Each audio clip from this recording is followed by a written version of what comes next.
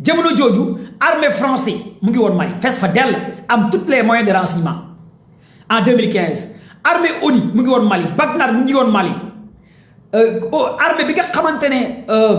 ONU moo ko fa yónnee woon muy Afrique mu ngi woon Mali ak armée Mali jamono jooju armée Mali la France avait dit Mali du survoler Kidal lii moo nekkoon lu contrat bi Ibrahima Boubacar Keïta signé woon ak li nga xamante ne mooy armée français jamono jooju armée Mali amutoon droit survoler Kidal ñan ñoo fa nekkoon mooy armée français ñoo nekkoon fi nga xamante ne mooy Kidal c'est hyper important pourquoi armée français waxoon armée Mali amul droit survoler Kidal maanaam armée Mali amul droit utiliser ay drone biir Kidal seen avion yi waruñoo survoler Kidal yow nga moom sa réew nga moom sa ville nga moom sa région tubaab bi lay jàppale ñëw ne la dama lay jàppale ci guerre bi waaye fu ma lay jàppale ci guerre bi yow armée bi moom réew mi yow doo ñëw fi ma taxaw di la jàppale lii moo xewoon entre la France et Mali jamono jooju en 2015 2020 2015 2016 2017 2019 ba 2020 est-ce que vous m'entendez la famille parce que li ma leen di expliquer damaa bëgg élèves yi étudiants yi ñu bëgg a comprendre réel géopolitique Mali balaa may ñëw ci lu xew jamono ji ma expliquer leen un peu historique ngeen comprendre lan moo xewoon ca Mali pour ngeen xam liggéey bi nga xamante ne jamono ji Assimi Goïta mu ngi koy def ca Mali parce que instant yi Assimi Goïta li muy def ca Mali musul am ca Mali est-ce que vous m'entendez si vous m'entendez partagez le live parce que j'ai reçu beaucoup de messages les étudiants yi élèves yi ñu ne commando baay jàppale ñu un peu ñu comprendre Mali djihadiste yi terroriste yi un peu pour ngeen xam ndax mu ngi avancé wala avancé wul ak fu mbir mi toll parce que nag mënuñoo xewle ñun Afrique may dugg Iran balaa may dugg Iran foog ma expliquer leen un peu ngeen xam lan moo xew ca Mali kon gars yi partagez leen live s'il vous plaît d'accord on signale le live te li may wax c'est hyper important pour vous les élèves pour vous les étudiants pour oustaz yi pour kilifa diine yi pour sëriñ si ngeen mën a comprendre un peu Mali parce que bëri na ay manipulations yu ci nekk y a des brebis galeuses, il y a beaucoup de gens qui parlent sans maîtriser la géopolitique de Mali, la géographie de Mali, la géostratégie de Mali, la géoéconomique de Mali. Et c'est hyper important aussi pour comprendre ban armée moo nekk Mali ak Mali mooy lan ak yan ressources ñoo nekk biir Mali. kon gars yi partagez les mu gaaw s'il vous plaît d'accord ma de on signale la live ba léegi te li may wax da leen di intéressé surtout xale yi jigéen yi élèves yi étudiants yi parce que sujet bi mën na génne examen ak oustaz yi def ay conférence di waaraate pour ngeen am ci lu ngeen jafandiku kon gars yi partagez les mu gaaw s'il vous plaît tapoter leen gars yi tapoter leen live bi on signale le live je suis vraiment désolé de vous le dire je vous parle de la connaissance de la géopolitique de la géostratégie mais vraiment on signale le live après Mali je vais revenir un peu sur Iran États-Unis Israël Détroit d'Ormuz maa ngi fay ñëw léegi après Détroit d'Ormuz Cap sur Sénégal parce que tey war naa wax lu bëri ci Sénégal ci wàllu OFNAC ci wàllu CENTIF ci wàllu libération ci wàllu gouvernement Jomo Kenyatta bii war nañ ci wax lu bëri Sénégal et voilà kon deuxième partie bi Sénégal la après dinaa tijji live bi ngeen ñëw ci deuxième partie bi ci Sénégal balaa ma ñëw ci Sénégal nag bëgg naa yéen ñëpp ngeen partager live bi maximum d'abord xam ngeen nee naa leen en 2015 dafa amoon accord Alger partagez leen gars yi bu tapoter et partagez le live je suis pas content de vous la famille vous êtes là vous êtes 1900 personnes sur le live j'aimerais que vous donniez des cadeaux des fleurs des cœurs pour sécuriser le live parce que je sais pas pourquoi je vois rien merci ceux qui partagent le live ñi koy partager am ngeen jaarama les amoureux de la géopolitique am ngeen jaarama ceux qui veulent avoir la connaissance et une arme am ngeen jaarama yéen ñi bëgg xam-xam di partager am ngeen jaarama parce que c'est hyper important parce qu'on ne peut pas vivre sans la géopolitique sans la géostratégie sans information doomu aadama booy dund sans information yow ak mala bi yéen a yem nit kuy dund te xamoo dara lu xew ci àdduna bi nga topp ay cas ay détails yow ak mala bi yéen a yem nit da nga war a xam li xew ci àdduna bi bul ignorer il ne faut pas être ignorance dans la vie ignorance baaxul da nga war a xam li xew pour suba bu dara xewee nga ne waaw kon mbir mi nii la wala boo toogee ak say doom say sët say jelbar nga mën leen un peu expliquer yaay lii lan la nga wax ah man de sa yaay laa lii laa ci xam commando baay lii la doon wax baay lii lan la nga ne ah doom Mali de lii ak lii lii ak lii ak lii loolu lay waajur di jëriñ mais doom laaj la nga ne man xaw ma ci dara kaa laa xam sa yaay kaa kese la xam baay laaj la sa baay ne xaw ma dara man kaa laa xam loolu c'est honteux c'est hypocrite et c'est lâche vraiment boo nekkee benn parent d'élève nga nekk kilifa et la famille tapoter partage xamoo dara looy jàngal say doom lu ay détails ay cas d'abord li ma leen di wax un peu ci Mali wax naa leen accord Alger yi accord Alger en 2015 lañu ko signé sous Ibrahima Boubacar Keïta Ibrahima Boubacar Keïta mi fi nekkoon président Mali da doon deal ak tubaab yi deal ak français yi deal ak français yi dafa signé woon moom Keïta accord yi nga xamante ne armée français bu nekkee Kidal armée Mali amul droit dugg Kidal dafa mel ni tey président Diomaye signé ak accord ak armée c'est armée accord signé benn accord ak France léegi Casamance di tàkk France nekk Casamance di jàppale Sénégal armée français ne armée sénégalais amul droit dugg Casamance lii la Keïta Ibrahima Boubacar Keïta signé woon ak armée français jamono jooju armée France ñoo nekkoon ca Kidal une ville boo xamante ne Kidal li fa nekk ci thorium ci coltan ci zircon ci fer toutes les matières kenn xamut nu mu toll ca Kidal avion français yi dañ doon dem Kidal di jël or bi di jël fer bi di jël thorium bi di yóbbu ca France nii moo xewoon ca Mali toutes les ressources chaque jour aviation français da doon dem ca Kidal fi rebelle yi nekk fu terroriste yi nekk fu djihadiste yi nekk mu jël toutes les matières yóbbu ca France en 2015 biir terroristes yi commencé sonal gars yi carrément ci lañu signé ay accords tuddee ko les accords Alger accords Alger yi nag MNLA bi nekk tey Azawad ci la bokkoon les Touareg yi ci lañ bokkoon branche Djinn bi nga xamante ne tuddutoon Djinn ci la bokkoon parce que branche Djinn bii ngeen gis ni mooy branche Al-Qaïda tey la ñu tuddee seen boppu Djinn terroristes yi djihadistes yi dañuy changé ay tur nu leen neex mënuñ ko tudd mais ñoom ñëpp benn lañ léegi nag bu ñu signé accord Alger yi en 2015 léegi ñu ne ci Kidal dañuy bàyyi xeex bi mais teewul armée français day des sa Kidal di gérer la sécurité mais armée Mali du dugg sa Kidal léegi en 2017 gars yi tapatee partager live en 2017 ci la ñu créé groupe Djinn Djinn a été créé en 2017 mooy groupe bi ngeen gis ñu ne ñoom charia la ñuy dawal mais ñan ñoo composé Djinn mooy élément Al-Qaïda yu signé woon accord en 2015 accord Alger ñoom ñoo ñëwaat tey bokkaat ci Djinn est-ce que yéen a comprendre encore branche terroriste djihadiste yi nekkoon ca Syrie ca Libye ñoom ñoo ñëwaat bokkaat ci Djinn ba pare ñoom ñu créé waat beneen branche après ci la gars yi ne groupe bi juddu Djinn ay terroriste lañ bokkuñ ak ñale branche pour ñu mën a dóor ak marto maanaam mafia la d'abord da ngeen war a comprendre mafia kese la ñale ñooy def accord bu ñu defee accord ba pare nga rocceekuwaat ci biir ñi def accord nga créé waat beneen branche nga ne yow bokkoo ci ñuy def accord pour yow ñu jox la sa lekk ci wàllu wi parce que accord yi xaalis la commandant yi dirigeant yi on va leur donner ay milliards ay millions li ngeen war a comprendre en primo tapoter et partager live léegi bu ñu créé groupe bi Djinn en 2017 ñoom ñu ñëw indi seeni terroriste MNLA ñëw ñu créé beneen groupe bu ñu tuddee FLA mooy Front Libération Azawad ñoom aussi ñu créé leen en 2019 2020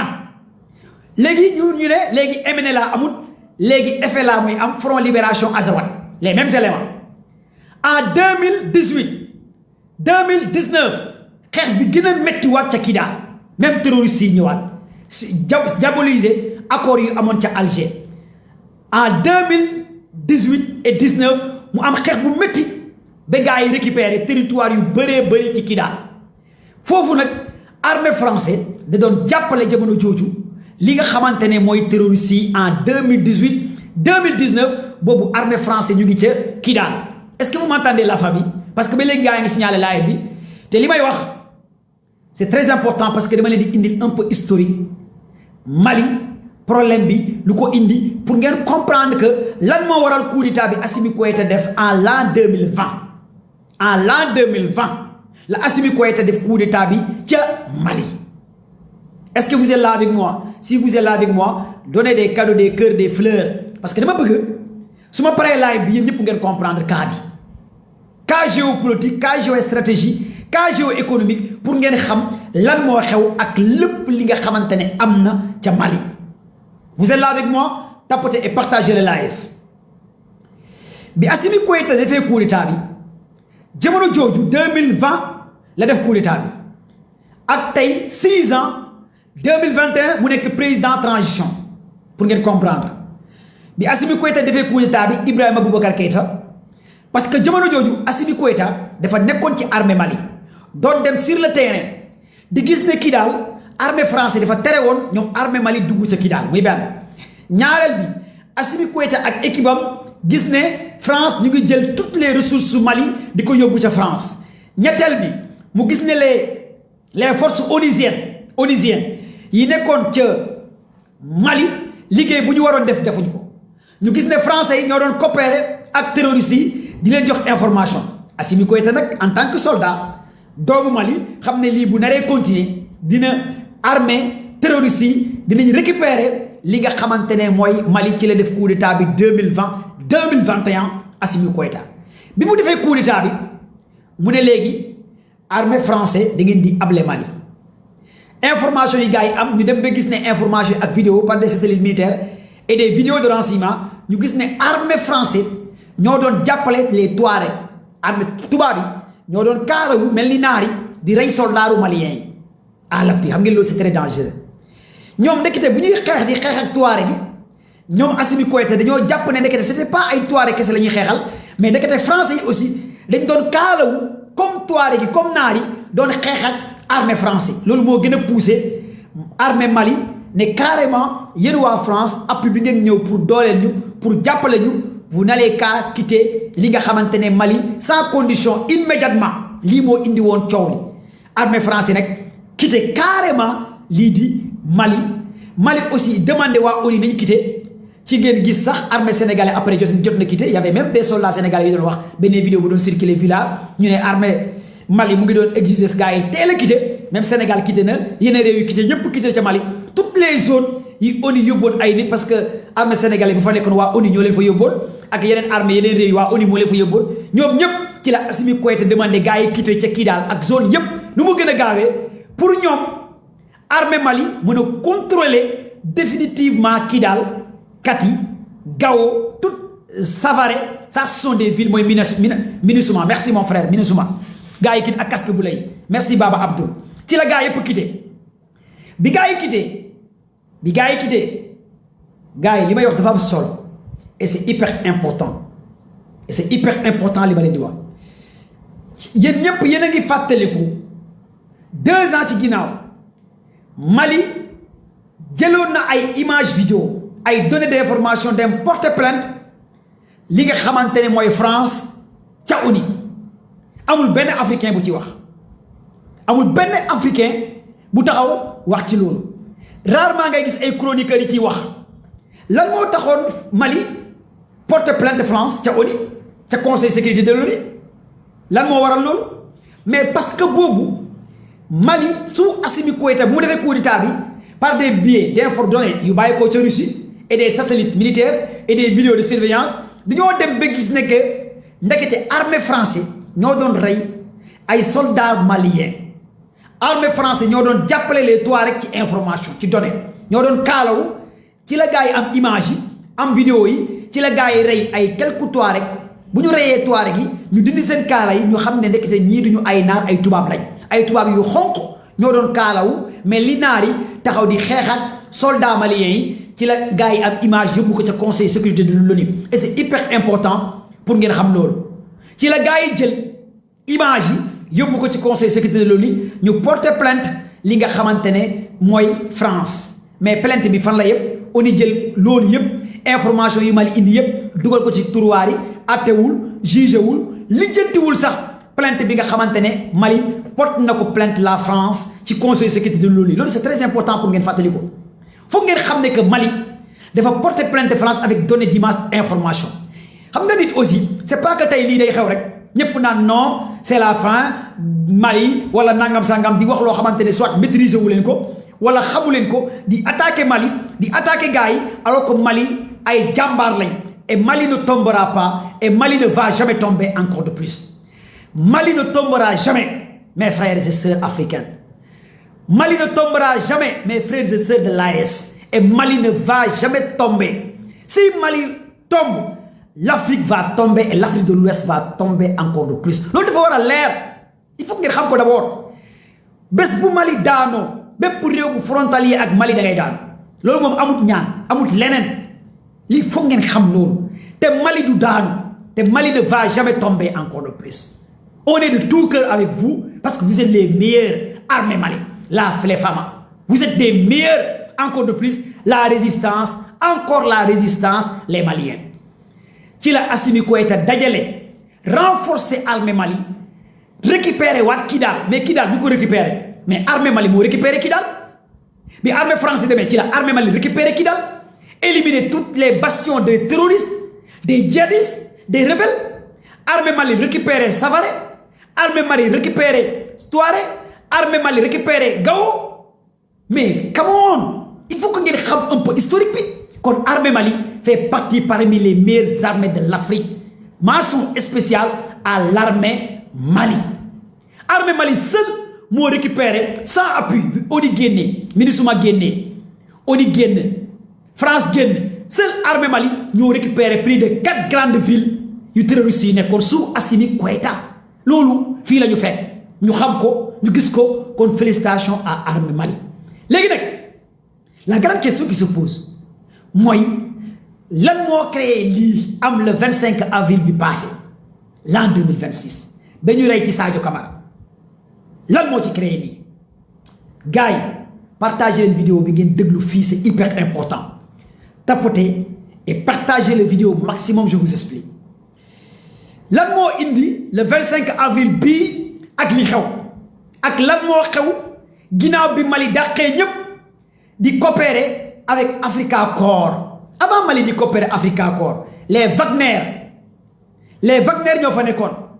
avec Pigochi mi décédé. Les Wagner sont des armées privées russes. Wagner du armée nationale russe. Il faut ngeen comprendre loolu un peu. J'ai vu des lives des soi-disant chroniqueurs xaw ma journalistes ñu ne non armée russe moo fa dem nangam sangam. Armée russe demul Mali. Russie dafa am lu ñuy woowee armée privée comme privé. Wagner armée privée la. Africa Corps bi nekk ca Russie privé la loolu foog ngeen xam ko du armée nationale Russie. Russie dafa am ay partenaires privés mu ñu tudd Africa Corps ñoo remplacé les Wagner de Prigoji moo leen doon diriger mais Prigoji il a été dafa décédé ci benn scorch avion bu am hélico ñu bëri nee nañ Prigoji gars yi dañu ko rey et cetera j'en passe mais moom moo dirigé woon les forces Wagner armée privée la bu Russie créé loolu foog ngeen xam ko privé la et voilà privé yooyu sax ensuite détenu politique prisonnier gangster ji ne te loolu moo remplacé lu ñuy defee Africa Corps jamono ji moo nekk ca Mali ñu signé ay partenaires accord avec armée Mali. Seul Africa Corps ak armée Mali instant yi moo nekk di jàppale Mali ci guerre bi. Léegi nag lan moo indi est-ce que vous m'entendez bien parce que ba léegi gars yi signalé live bien mais followers merci à l'assistance technique TikTok de sécuriser le live et de bien protéger le live. TikTok merci. Mes amis, mes followers, mes frères et sœurs, merci parce que j'aimerais vraiment que certains étudiants, élèves, commerçants, marabouts puissent un peu comprendre la géopolitique de Mali, la géographie de Mali, la géoéconomie de Mali, la géostratégie de Mali et l'armée Mali et l'industrie de guerre Mali. 5 piliers yooyu, c'est hyper important pour que vous puissiez comprendre un peu lan mooy Mali d'abord balaa ngay dal di classe di wax ci Mali loo xamante ne maîtriser woo ci dara di yàq seen image. Pour ngeen comprendre léegi la nuit du 25 avril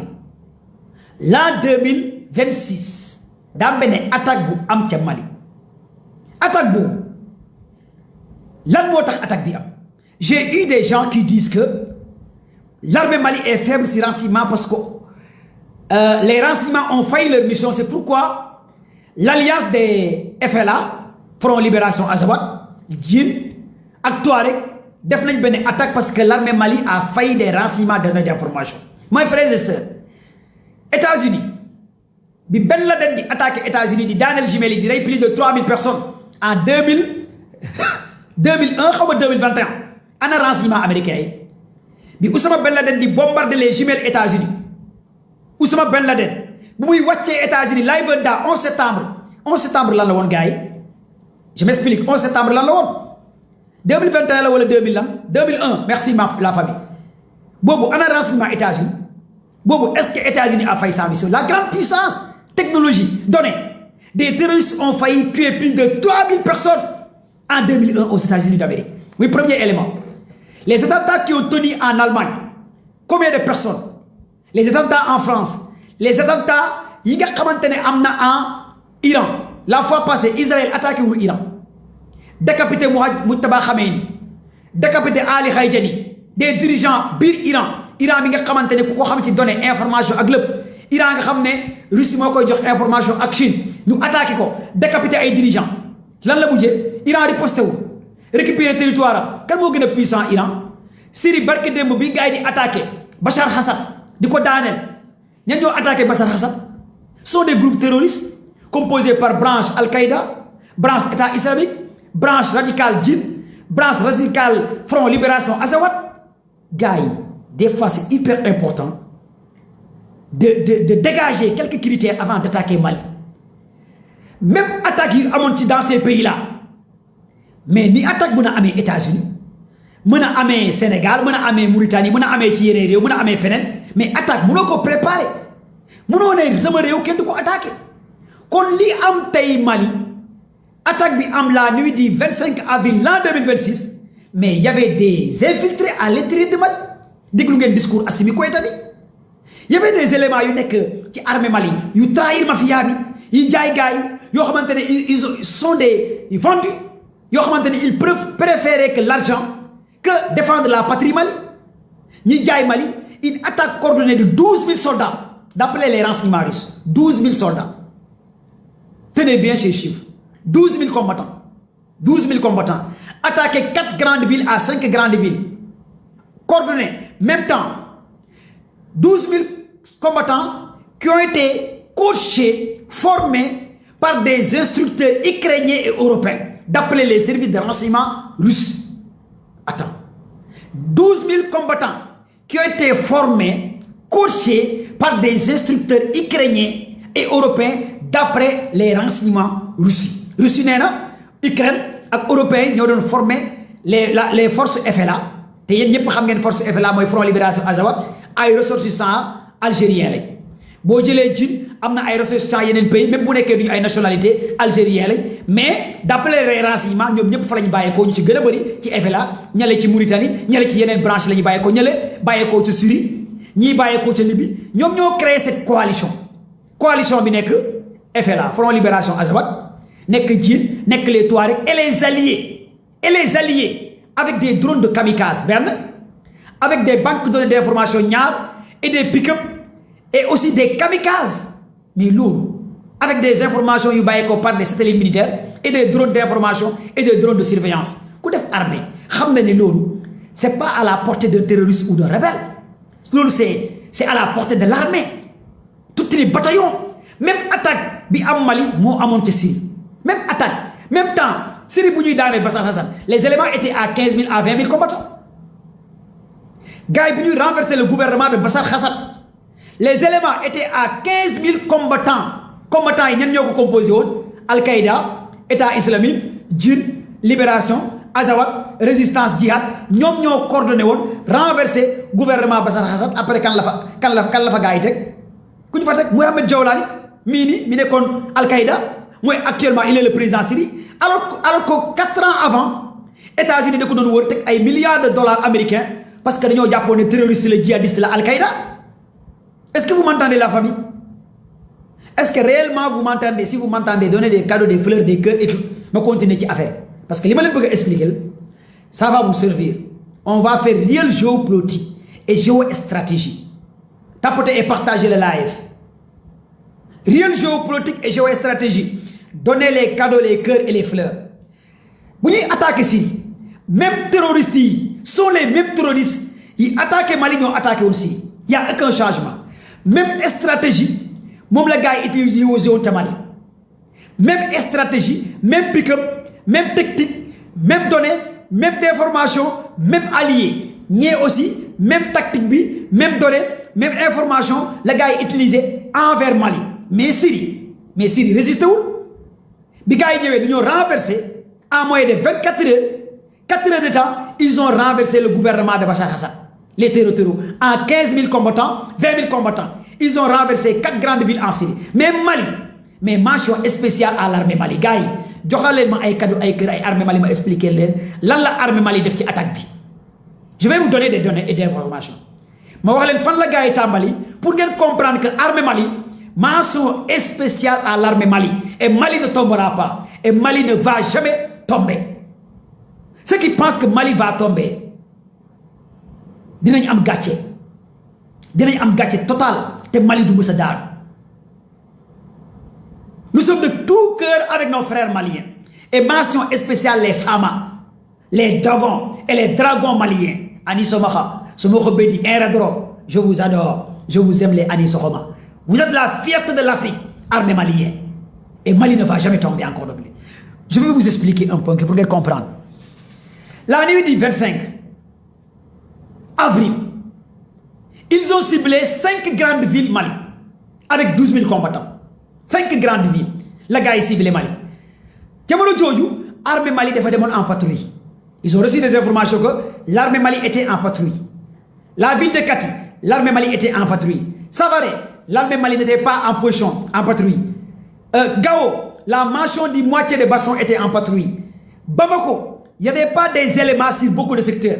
Mais gars, des terroristes qui ont ciblé 4 grandes villes. Kati, le gars est ciblé le 25 avril. 4h30 du matin. Gao, Savare, Bamako et Kidal, ces 5 grandes villes étaient cibles des terreaux. 5 grandes villes étaient cibles des terreaux. Avec 12 000 combattants, avec des pick-up, avec des motards, avec des renseignements, des drones de renseignement. Il faut qu'on vous parle de la réalité du terrain. Maîtriser d'abord, c'est hyper important. Il y a des drones de surveillance, il y a des drones de guerre, mais il y a des drones de renseignement. C'est le drone de renseignement, nous avons des informations, ce sont les mêmes drones la Ukraine doit utiliser, fi nga xamantene bi muy attaquer li di Russie. Pas les Vladimir Poutine, Ukraine attaqué wu ko fi. Kan mo ëpp information Poutine? Résidence Vladimir Poutine, Ukraine attaqué nako en pleine guerre contre donc la famille. Quand vous disiez que Mali amul puissance, attaqué nañ ko, Bamako attaqué nañ ko. Ukraine attaqué na fi Poutine. Résidence am la gars yi fëgg ay drone. Système de défense anti-aérienne bu Russie réagi, les S-500, S-400. Les S-500, S-400, ils ont réagi. L'armée ukrainienne voulait tuer Vladimir Poutine dans sa résidence avec des drones de Bayraktar. Les drones de Bayraktar sont des drones turcs. Les drones Bayraktar sont des drones turcs. La Ukraine utilise. Mais les terroristes de Mali, ils ont utilisé les drones Bayraktar. La famille. Avant de diminuer Mali, voilà di clash Mali, voilà di wàññi Mali, da ngeen di comprendre un peu. Ban logistique la terroriste yi utilisé ak nan la Mali def ba résister. Ma expliquer leen un peu ngeen comprendre. D'abord, bi gars yi amee données yi, am information yi, ñu xam ne que Sadio Camara, il est le ministre de la Défense qui détient les informations et renseignements. Il a été pisté par des données. Selon le renseignement russe, c'est l'Ukraine et les Européens qui ont donné des informations terroristes, selon le renseignement russe. Ils ont dit, en premier pilier, avec Toby, ak ñi leen doon jaay dañu éliminer le ministre de la Défense Sadio Camara parce que moo yor information yi muy benn bu ñu ko éliminé wul bu attaque bi foiré dina donner information yi kon nañ ko éliminer d'abord. Mais kan mooy joxe information yi? Mais ce sont des satellites militaires, ce sont des drones de renseignement et drones d'information qui ont survolé domicile de Sadio Camara pour avoir des informations en coupe et d'écoute et d'image. Ils ont lancé des drones. Ces drones-là ont eu à survoler le domicile de Sadio Camara pour avoir des informations ndax Sadio mu ngi ci këram wala nekku ci këram ak fan la nekk ak tous ces données ak aussi civil yi jaay top yi jaay Sadio Camara ñi nga xamantene aussi ils ont travaillé te Assimi Goïta wax na ko ci discours de la nation démb wax na que y a des éléments internes yu nekk biir Mali yoo xamantene ñoo joxe image yi information te dañ leen fay xaalis bi ñu xamee loolu xam ne Sadio mu ngi këram te ñaari jabar la am dégg naa sax ci ñaareel bi la aaye woon gars yi ne léegi ci ñaareel bi la aaye ñaari jabar la am tey fa la nekk kon donc comme que moo yor wàllu données information nañ ko éliminer nañ ko rey en première partie. Ils ont ciblé Kidal beneen équipe bi dafa dem Kidal 12 000 combattants yi beneen équipe bi dem Gao beneen équipe bi dem Kati beneen équipe bi ciblé aéroport international de Bamako beneen bi dem Savare. Mais gars yi réew boo xamante ne amoo kenn ku la jàppale ay combattants yoo xamante ne européens ñoo leen di jàppale ci information ci internet ci communication ci données ci pick-up ci drone ci surveillance ci voiture piégée tous les moyens européens ak ukrainiens ñoo leen di jàppale yow amoo loolu à moyen de 4h30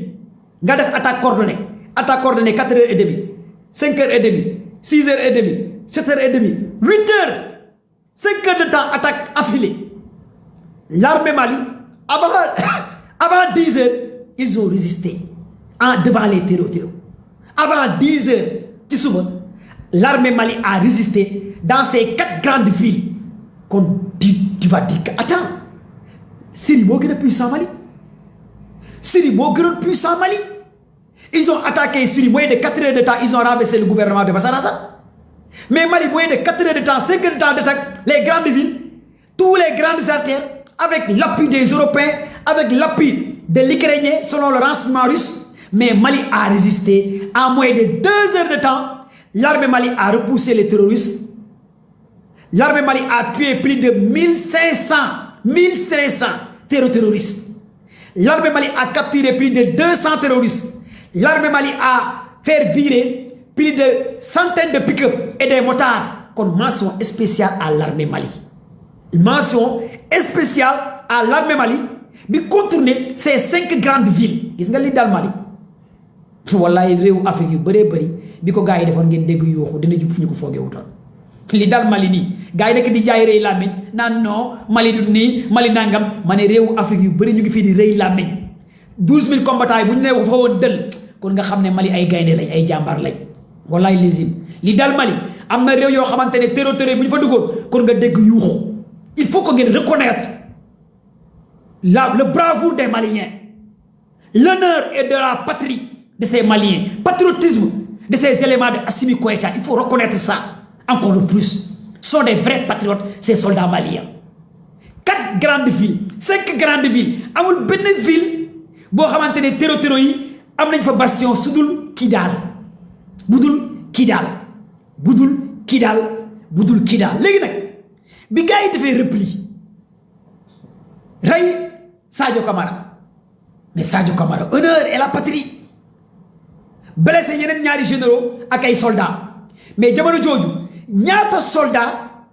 ci terreau yi ici nga xamante ne alliance la ñu def te ñëpp xam nañ ñu leen jàppale ñëpp xamoon nañ bi Mali di remercier Maroc ci wàllu Sahara bi mais xamoon nañ dina am ay réew yu frontalier ak Mali mais dinañ mere Mali te xam nañ ne y a la mainmise de certains pays africains à l'intérieur de cela te xam ngeen réewu africain yooyu ñooy ñat dès l'instant que Mali remercier Maroc ci mbiru Sahara bi mais y a des pays ci Maghreb yoo xamante ne neexu leen mais Mali a résisté. Amina Tigara merci ma soeur donnez les cadeaux les fleurs yow yaa ko wax yaa wax Algérie man waxuma Algérie parce que xam naa li tax may wax moo tax quand je vois des gens qui attaquent naan Mali dafa war a woo waa CEDEAO ñëw jàppale ko patati patata nangam man je rêve en 2015 bi terroriste yi di jël si bu Ibrahima Boubacar Keïta 2015 bu terroriste yi di nangu Mali di nangu Gao di nangu Kidal CEDEAO ñu ngi woon Mali armée française ñu ngi woon Mali ONU ñu ngi woon Mali kon lan lay Mali di doyee CEDEAO lan lay Mali di doyee CEDEAO était à Mali en 2015 2020 ñuy nangu Mali ONU France ñëpp nekk fa tout le monde terroriste yi di rey di leen rey kon ban njëriñ la CEDEAO di dem di dimbale pour Mali arrêtez s'il vous plaît la famille ils n'ont rien foutu à Mali l'armée CEDEAO qu'est-ce qui nekkoon seen Mali terroriste yi France nekkoon fa ONU nekkoon fa MINUSMA nekkoon fa Baxtaan nekkoon fa teewul terroriste yaa ngi nangu Mali kon Mali lan lay doyee l'alliance cette alliance pionnée par des occidentaux cette alliance dirigée marionnette des occidentaux soyons logiques encore de plus kon donc bi attaque bi amee Mali a résisté Mali a résisté gars yi partagez les lives s'il vous plaît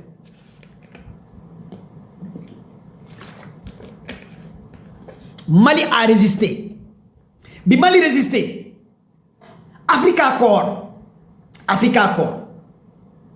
bi nekk ca Mali j'ai même vu des images ñu ne Africa Corps a fait un deal avec les Touaregs en matière de l'armée les soldats qui sont dans mon live mais replier c'est militaire non où sont les soldats où sont les soldats là est-ce que replier c'est pas militaire la famille est-ce que replier c'est pas militaire où sont les soldats est-ce que replier en matière de combat est-ce que replier c'est pas militaire replier du daw non attends les civils faut pas parler merci replier c'est militaire non ñun ñëpp jaar nañu armée bu ñu la jekkoo wala ñu encercler lu ñuy wax replier ngeen dellu ginnaaw replier ngeen génne balaa ñu leen di encercler pour éviter que l'encerclement. Africa Corps kii daal la ñu nekkoon bu ñu leen naree encercler Azawad nar leen encercler Jim nar leen encercler les Touaregs nar leen encercler ca Kidal. Ils ont reçu des informations par le biais des services de renseignement armés Mali. Même gis ngeen le ministre de la Défense Russie wax na ko. Qu'est-ce qu'il a dit? Il a dit que sous l'autorisation du renseignement russe, on a quitté Kidal. Pourquoi? Léegi bu ñu quitté Kidal sous l'autorisation de l'enseignement russe. Affirmatif. Merci Bereket. Tu es militaire, non? Quand les soldats parlent, les civils taisez-vous. Quand un soldat parle, les civils taisez-vous. Noppi leen ngeen déglu ñu ñun jaar nañu armée xam nañ lan la ñuy wax. Replier ces militaires balaa ñu lay encercler. Camoufler, c'est se soustraire des vitres aériennes de l'ennemi tout en se confondant de la nature. Stratégie de camouflage la gars yi xam nañ li may wax. Bi armée xam nga le 26 bi daa am lu yéeme lu am le 25 avril loo xamante ne tout est militaire. J'ai l'habitude de dire les nerfs de la guerre c'est de l'information. Qui détient l'information gagne la guerre. Mais les Touaregs, je suis vraiment désolé. Touaregs yi amuñu information xamuñ lu xew mais bi armée Russie bu mu jotee information ñu ne leen quitté leen Kidal bu mu gën a gaawee balaa ñu leen di encercler. Kan moo leen jox information? Le ministre de la Défense Russie, le ministre des Affaires étrangères Russie, le commandement de Africa Corps a dit publiquement que ñoom ñoo daw génn Kidal. Armée Mali armée Africa Corps ñoo génn Kidal carrément parce que boobu dañoo ragal ñu encercler leen ca Kidal parce que l'alliance de Azawad, de Djinn et de Touareg ils ont reçu des informations que ne Africa Corps merci soldats commando Diamé merci les soldats ils ont reçu des informations que ne Africa Corps ñu ngi ca Kidal kon nañ leen di encercler neutraliser leen ñoom nag après ci lañ teg deal ak Touareg yi gis ngeen bu ñuy jàll. ñu ne lan la ñuy wax le commandant des Touaregs ñu ne leen ñun suñu yoon nekku ci guerre bi bàyyi leen ñu jàll ñu bàyyi yéen ngeen xeex ak gars yi ñu baisser les bras ci ngeen gis ñu wan leen ay pick-up par le biais des médias fake Amérique français ngeen gis les médias fake français et certains chroniqueurs français même les Touaregs da ngay gis Touaregs yi comme que ay dof la ñoom bi ñu ay militaire xam nga Touaregs yi terroristes yi ay dof lañ léegi comme que soldats yi ay militaire la ñoom ñu nax leen ñu ne leen léegi bàyyi leen ñu génn ca Kidal ñu bàyyi leen parce que yéen a war a xeex seen biir ñun suñu yoon nekku ci loolu dil la l'ennemi est aux aguets l'ennemi encerclé na la mais il faut coopérer avec l'ennemi ba nga génn zone de danger balaa ennemi bi di la massacrer parce que ennemi bi bett na la ci la gars yi naxanteeg Touareg yi may leen piste ñoom ne ñu ne xeexuñ ñu jaarale seen pick-up bi léegi ngeen gis ci vidéo yi Touareg yi dañoo yëkkati armée yi ne la Russie a abandonné Mali la presse occidentale génne information que ne la Russie a abandonné Mali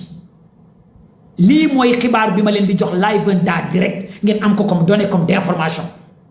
ci ngeen gis que ne Assimi Goïta démb lan la wax maa ngi remercier partenariat Russie bi liggéey bi mu liggéey ci opération bi le 25 avril mais ku ko liggéeyul ci le 25 avril est-ce que Assimi Goïta ci discours de la nation dina remercier armée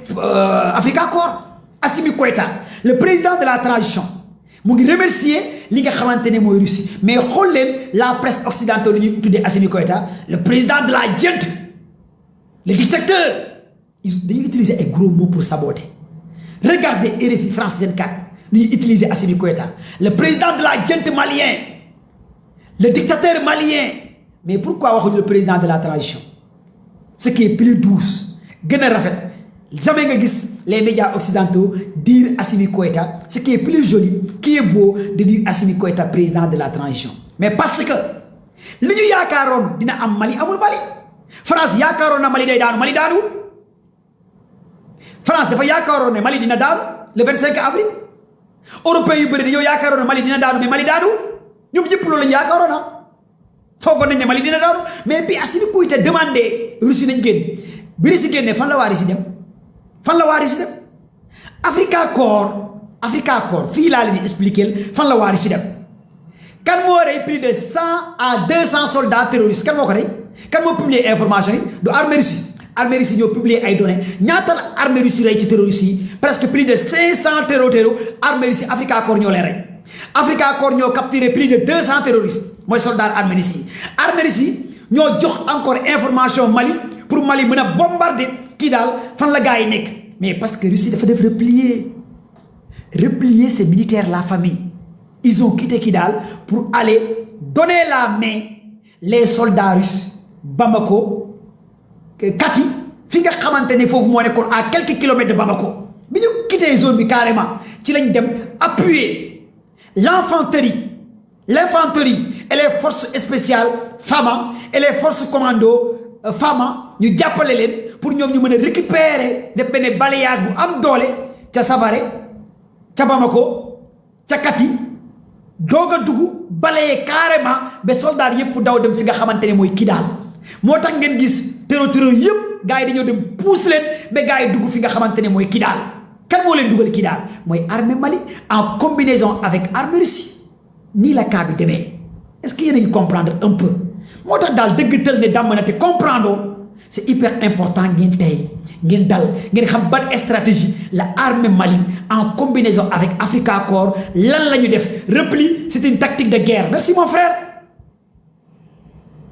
Africa Corps armée privée la merci mon frère tu as parfaitement raison repli c'est une tactique de guerre ils ont replié ñu dem jàppale gars yi ca Bamako ratisé jàppale gars yi ca Kati ratisé jàppale gars yi ca Savare ratisé jàppale gars yi ca Gao ratisé après nag fan la ñu mujjee mooy fi nga xamante ne mooy ca Kidal terroriste yëpp dañu leen yóbbu ca Kidal mais tey nag lan moo xew ca Kidal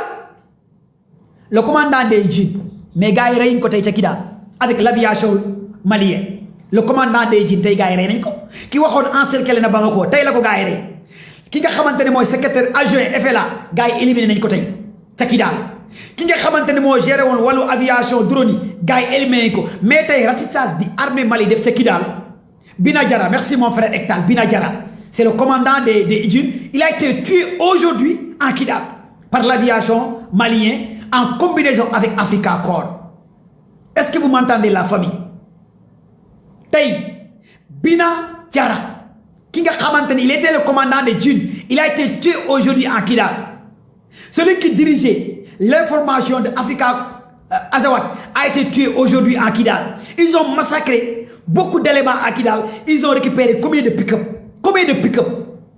ñaata nit la ñu arrêté tey ca Kidal ñaata élément la ñu arrêté ca Kidal ñaata faction la gars yi éliminé ca Kidal tey presque tey xeex bi yëpp Kidal moo fa nekkoon ak quelques assaillants yoo xamante ne dawoon nañ làqu ca Katibe dañu leen téye jàpp leen ils ont pris plus de 200 otages mais gars yi il faut féliciter armée malien tapoter et partager le live combien d'éléments ils ont tué actuellement aujourd'hui à Kidal kon donc ñi wax armée Mali taxawul armée Mali résisté wul je pense que vous n'avez absolument rien compris Mali ne tombera pas répète au commentaire wax leen yéen ñëpp Mali ne tombera pas et Mali ne va jamais tomber si Mali tombe c'est toute l'Afrique qui va tomber ça la réalité des choses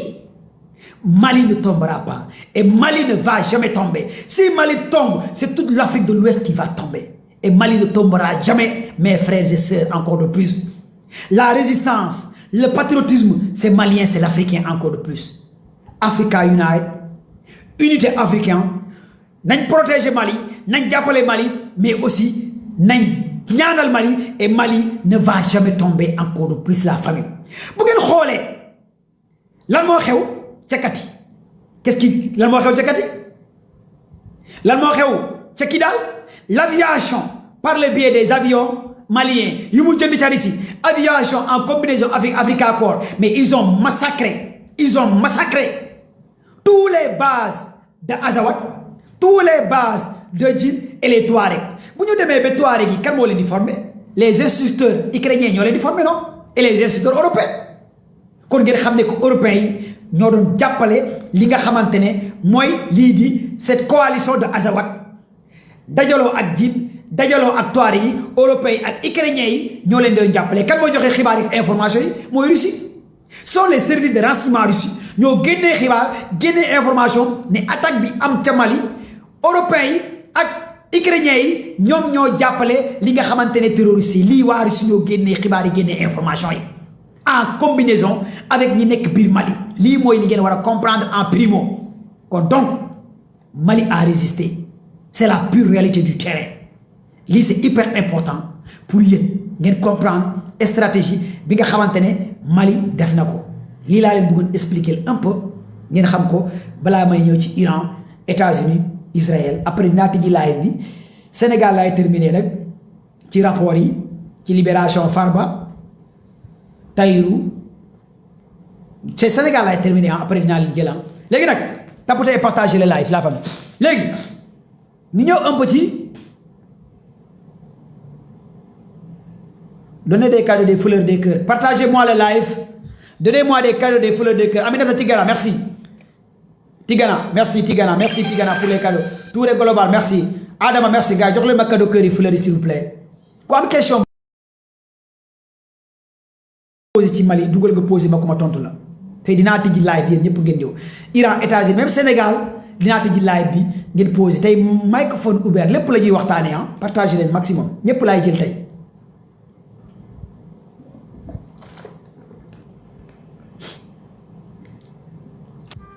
léegi ñu ñëw un peu ci Iran ak États-Unis le détroit d'Ormuz xam nga Trump dafa ne du négocier ak Iran boo jëlee tous les grands chroniqueurs américains britanniques service de renseignement ñoom ñëpp nee nañ États-Unis ñàkk na guerre bi Iran a déjà gagné la guerre ils ont expliqué Iran a dit de négocier avec ses missiles balistiques. Iran a déjà gagné la guerre. Iran a dit de négocier avec ses missiles hypersoniques. Iran a dit de négocier avec l'Iran. États-Unis, les bases américaines vont quitter la région. Moi, les 4 grands éléments, il y a Iran technico. Iran a dit il ne va jamais négocier avec le détroit d'Ormuz. C'est hyper important. Quand 5 éléments, Iran tech, Iran l'Union, États-Unis, Iran continue de jaay par gazoduc, Boujaï ak Jarchid, ak pipeline. bi nga xamante ne jaar na Chine par la voie terrestre Iran muy continuer di jaay pétrole di ko jaay yeneen pays di jaarale par la voie terrestre par la voie kii terrestre di jaay li nga xamante ne pétrole au delà du détroit d'Ormuz kon tey lii mooy xibaar bi ma leen di njëkk a jox en primo Iran muy continuer di jaay kon Trump li mu tëj détroit d'Ormuz teg li nga xamante ne ay port iranien Trump il n'a rien sur sa main teewul dara Trump boppam lay nax amul lenn lu mu téye instant yi prétexte la doon ut pour attaquer Iran ñemewul les services de renseignement américains CIA NIC britannique FBI tous les services de renseignement lu ñu xamal ne Trump boo attaquer Iran cette fois-ci ça sera pur envers États-Unis te yow sa mandat bi doo ko yeggali te dañu lay wàccee Trump a compris que instant yi mënul attaquer lii di Iran benn te yow a supplié plus de 4 à 5 fois Trump pour mu attaquer Iran il a refusé. Il a, d'après les renseignements,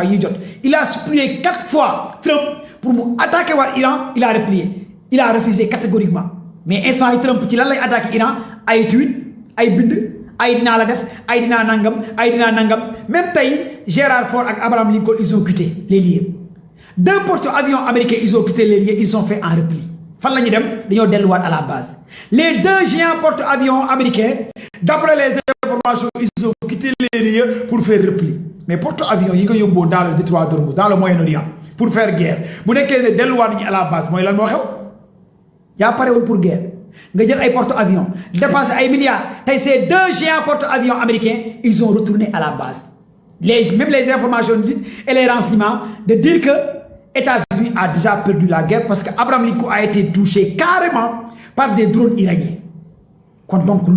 l'Iran a déjà gagné cette bataille. Parce qu'avec les droits de l'Ormuz, je ne vais jamais négocier avec l'Iranium. Je vais continuer à développer mon uranium, enrichir mon uranium. Mais attends, là, Israël et Iran, États-Unis attaquent Iran du uranium. Uranium, là, on a. Uranium, bobu taxone gaay attaqué. Uranium bobu ba légui Iran di continuer d'enrichir l'uranium. Kon qui a gagné? Kan mo gagné la guerre? Yow li taxone nga attaquer ces sites nucléaires gaay mu continuer d'enrichir ces sites nucléaires. Lolu mo taxone nga attaquer. Attaquer nga li nga soxla amoko. Iran defaruna.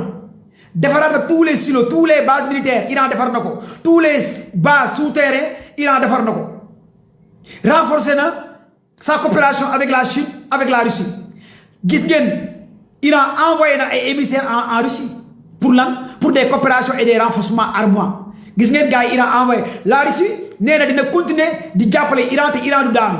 Trump lan lay nekk di Trump il s'est trompé lui-même ça la réalité des choses Trump il s'est trompé lui-même devant les Iraniens il a montré tout le monde que les Américains n'ont pas la capacité de vaincre l'Iran léegi Israël moo continuer di bombarder Liban di ko def comme nu mu bëgg a def Gaza ak Palestine jamono jooju Hezbollah mu ngi rajaxe di massacrer li nga xamante ne lii si Israël benn teewu nag li muy def Liban je pense que dama naan baax na ci waa Liban même président Liban bi baax na ci ñoom parce que waa Liban comme que ñoom amuñ puissance de feu allié ak Hezbollah pour jéem a résister ñoom il préfère coopérer ak Israël di leen toroxal di leen rey di leen massacrer ñu dem di négocier ci biir États-Unis kon tey lépp lu dal gouvernement Liban yéene naa leen ko parce que ay mbaam lañ parce que duñu dara lépp lu leen dal le gouvernement Liban yéene naa leen ko parce que ñoom ñoo dem ba biir États-Unis joxe seen bopp adiya Israël joxe seen bopp adiya américain yi ñu ne dañuy désarmer Hezbollah dañuy ñëw signer accord de paix ak Israël kan mooy signer ak mbaam ak xaj accord de paix ku xam benn teew xam ne xaj la xaj sax moo tax ne benn teew bu la waxee tey suba mu dindi ko kon tey benn teew lan lay commencé di def à Liban di kon di bombarder seen écoles yi seen hôpitaux yi seen nangam mais lépp lu dal Liban état Liban moo ko teg boppam parce que ñoom ñoo jël seen bopp jëbbal ko li nga xamante ne mooy Israël ba pare naan dañuy désarmer lii di Hezbollah nag nee na ñoom kenn du leen désarmer lii mooy xibaar bi ma leen di jox ci wàllu Hezbollah nee na kenn du leen désarmer te Liban bu paree pour désarmer leen ils feront face avec l'armée libanaise Hezbollah dootul nekkati en face kese avec armée Chahal bu Israël l'armée Israël s'appelle Chahal c'est hyper important kon Hezbollah nee na cette fois-ci bu nekkee li armée ko Hezbollah nee na il va résister te résistance bu mu war a résister envers armée Liban ça va être pur te loolu mën na créer sax guerre civile biir Liban te ragal naa gouvernement Liban mun naa mujjee ci loxo waa Hezbollah te yàlla na am man loolu laay ñaan damay ñaan sax Hezbollah récupérer nguuru waa Liban te gëm naa ne boo sàgganee noonu lay demee parce que jamono ji waa Liban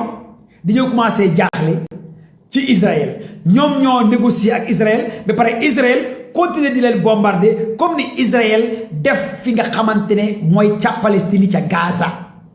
lii moo am ci information yi ngeen war a xam yi ngeen war a retenir jamono jooju nag plus de 2000 à 3000 navires Iran mu ngi leen bloqué fi nga xamante ne mooy détroit d'Ormuz bateau demul bateau dikku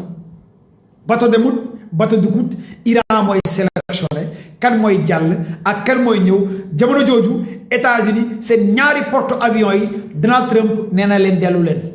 kër ga porte avions yi Trump yónnee woon pour ñu dem guerre ñooñu la Trump nee nañ dellu kër ga Trump mi war a waxoon wax dina raser toute une civilisation dina raser Iran léegi nee na porte avions yi nañ fexe dellu kër ga kon Trump kan lay tromper ku dul boppam jamono jooju Trump benn nete yow demandé na Trump 5 fois attaqué bloqué bi ma bloqué port Iran yi rek économique Iran baa ngi daanu le groupe MAGA les services de renseignement Israël ne Trump li nga wax dara amu ci lépp ay fen la daane woo benn économique Iran dangaa ñemewul bombardé Iran rek kon mu ngi commencé ñaaw seen biir Trump nee na day daane économique Iran mu ngi jaay di jaarale ci autorail ci train bi ci gazoduc bi di jaarale ci oto yi di jaay yeneen dëkk yi Trump nag nee na instant yi mu ngi guerre bu métti ñu ne ko lan ngay guerre mu ne damaa tëj pooru Iran yi ñu ne ko yow foo tëj bato yaa ngi jàll bato yaa ngi dugg Iran ngi jaay bombardé woo nga ne dangaa tëjoo dara dangaa ñemewul bombardé lii di Iran dangaa dugal sa bopp ba pare xam ne carrément lii nga bëgg a dugal sa bopp amatoo fit kon gars yi seen biir ñoo commencé xuloo les services de renseignement Israël xamal nañ carrément Trump ne ngaa ñemeetul Iran lii moo tax bu ngeen gisee gars yi bëgg a éliminer Trump lii kese la di ragal naa nag gars yi éliminer wuñ Obama de reyiñ ko Joe Biden reyiñ ko mais bu ngeen gisee ñetti yoon gars yaa ngi koy waaj a rey ah bon entendeur salaamaaleykum man li ma gëm bu ñu ko reyul tamit dinañ ko wàccee wala ñàkk bu ñaaw lay ñàkk parce que rusloo la américain yi te américain yi bëggutoon rus teg na gàcce américain yi adduna bi yëpp xam na ne instant États-Unis mënutul gaaj Iran won na carrément États-Unis amatul capacité de Arabes Unis ñu ngi commencé génn open kon lii gàcce la économique réewu arab Moyen-Orient mu ngi daanu sécurité bu ñu yaakaaroon ci États-Unis amatuñ ko système de défense anti-aérien yi ñu yaakaaroon États-Unis protéger leen réewu arab yëpp léegi dem nañ ba ci biir xam ne carrément yow États-Unis yaa waxoon da nga ñuy protéger mais yow tey jël nga lépp luy jumtukaay bu ñuy aar bu ñuy protéger nga yóbbu ko ca Israël kon tey à ciel ouvert la réewu arab yi nekk Israël Iran bu ko nekkee day dëbb réewu arab yi ba mu wax rumbax li xale yi di wax rumbax Iran instant yi mën naa dëbb amul missile buy baare amul drone buy baare amul dara ciel ouvert la tous les alliés États-Unis instant yi Iran da leen di fëgg ba ñu mokk moo tax alliés yépp ñu ngi mel ni ay xaru tàpp réewu arab yi ñu ngi mel ni ay xar bu ñu tàpp xam nga xar bu ñu tàpp moom mbee sax doo ko def naar yi kenn du ci mbee ñoom ñëpp tekk la ñu def mel ni xar bu ñu tàpp waaf ñoom ñëpp a waaf naar yëpp a waaf ni naan bismillah fatiha salatu fatiha di ñaan Iran fu mu ne Iran mooy décidé fale ca Yémen aussi nekk ca Yémen ñu ngi tiiw Arabie Saoudi ne ko yëngalaat rek tabaski du am Arabie Saoudi ñu ne aussi nekk de Yémen ak branche Ans Nasrallah ngir yàlla bàyyi ma def tabaski bàyyi ñu tabaski ci jàmm waa Ans Nasrallah di wax Arabie Saoudi su ngeen bëggee tabaski da ngeen di mel ni ay xaru tàpp waa Arabie Saoudi ne d'accord nañ ñu ngi ne tekk tekkaaral mel ni ay xaru tàpp di xaar mais aussi nekk ca Yémen ne bu ngeen yëngalee rek détroit Babel Mandeb dañu koy tëj ba pare dañu leen di ñaf-ñafal parce que ñun ñoo gën a jege Arabie Saoudi kon bu leen yëngal bu ngeen yëngalee du ngeen tabaski lii la waa an Nasrallah wax waa Arabie Saoudi moo tax déggu leen Arabie Saoudi saxat waa Yémen ñoo leen tiim jege leen bu baax jege mer Rouge jege détroit Babel bi ne leen bu ngeen yëngalee ne carrément États-Unis ngeen àndal wala nangam kenn ci yéen du tabaski dañu leen di jaxase kon kan moo gagné la guerre kan moo gagné la guerre gars yi tapotez et partagez le live s'il vous plaît kon lii ngeen war a jàpp en résumé en gros résumé ci Moyen-Orient bi parce que 4 jours jotuma def live comme question Mali mun ngaa dugg nga poser comme question Moyen-Orient mun ngaa dugg nga poser mais nag Sénégal laay tëjee balaa may ñëw live bi nañ ko jàpp léegi Sénégal nag waxoon naa leen tey dinaa wax ci Sénégal parce que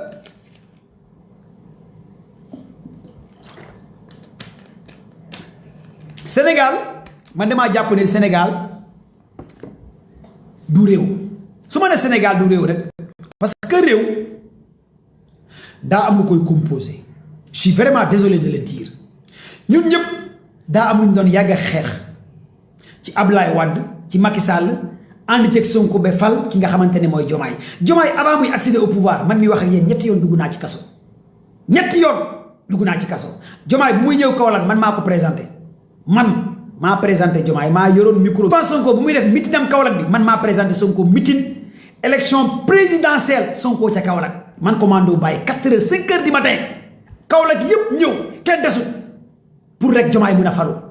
Diomaye bu muy ñëw Kaolack ànd ak Aminata Touré ñu ñëw ko mu tee ngandi maamu bale naan dinaa bale su ngeen ma joxee réew mi dinaa jàpp ñi sàcc gars yi ne wooy bu ngeen ma joxee réew mi dinaa tëj xale yi dinaa def justice dinaa def nangam baat bi mel ni lu dee mun wax sax mënu ko à Kaolack ñu taxaw nii ñu gérer ko xale yëpp génn Diomaye boobu tey ñu fal ko ñu ne reddition des comptes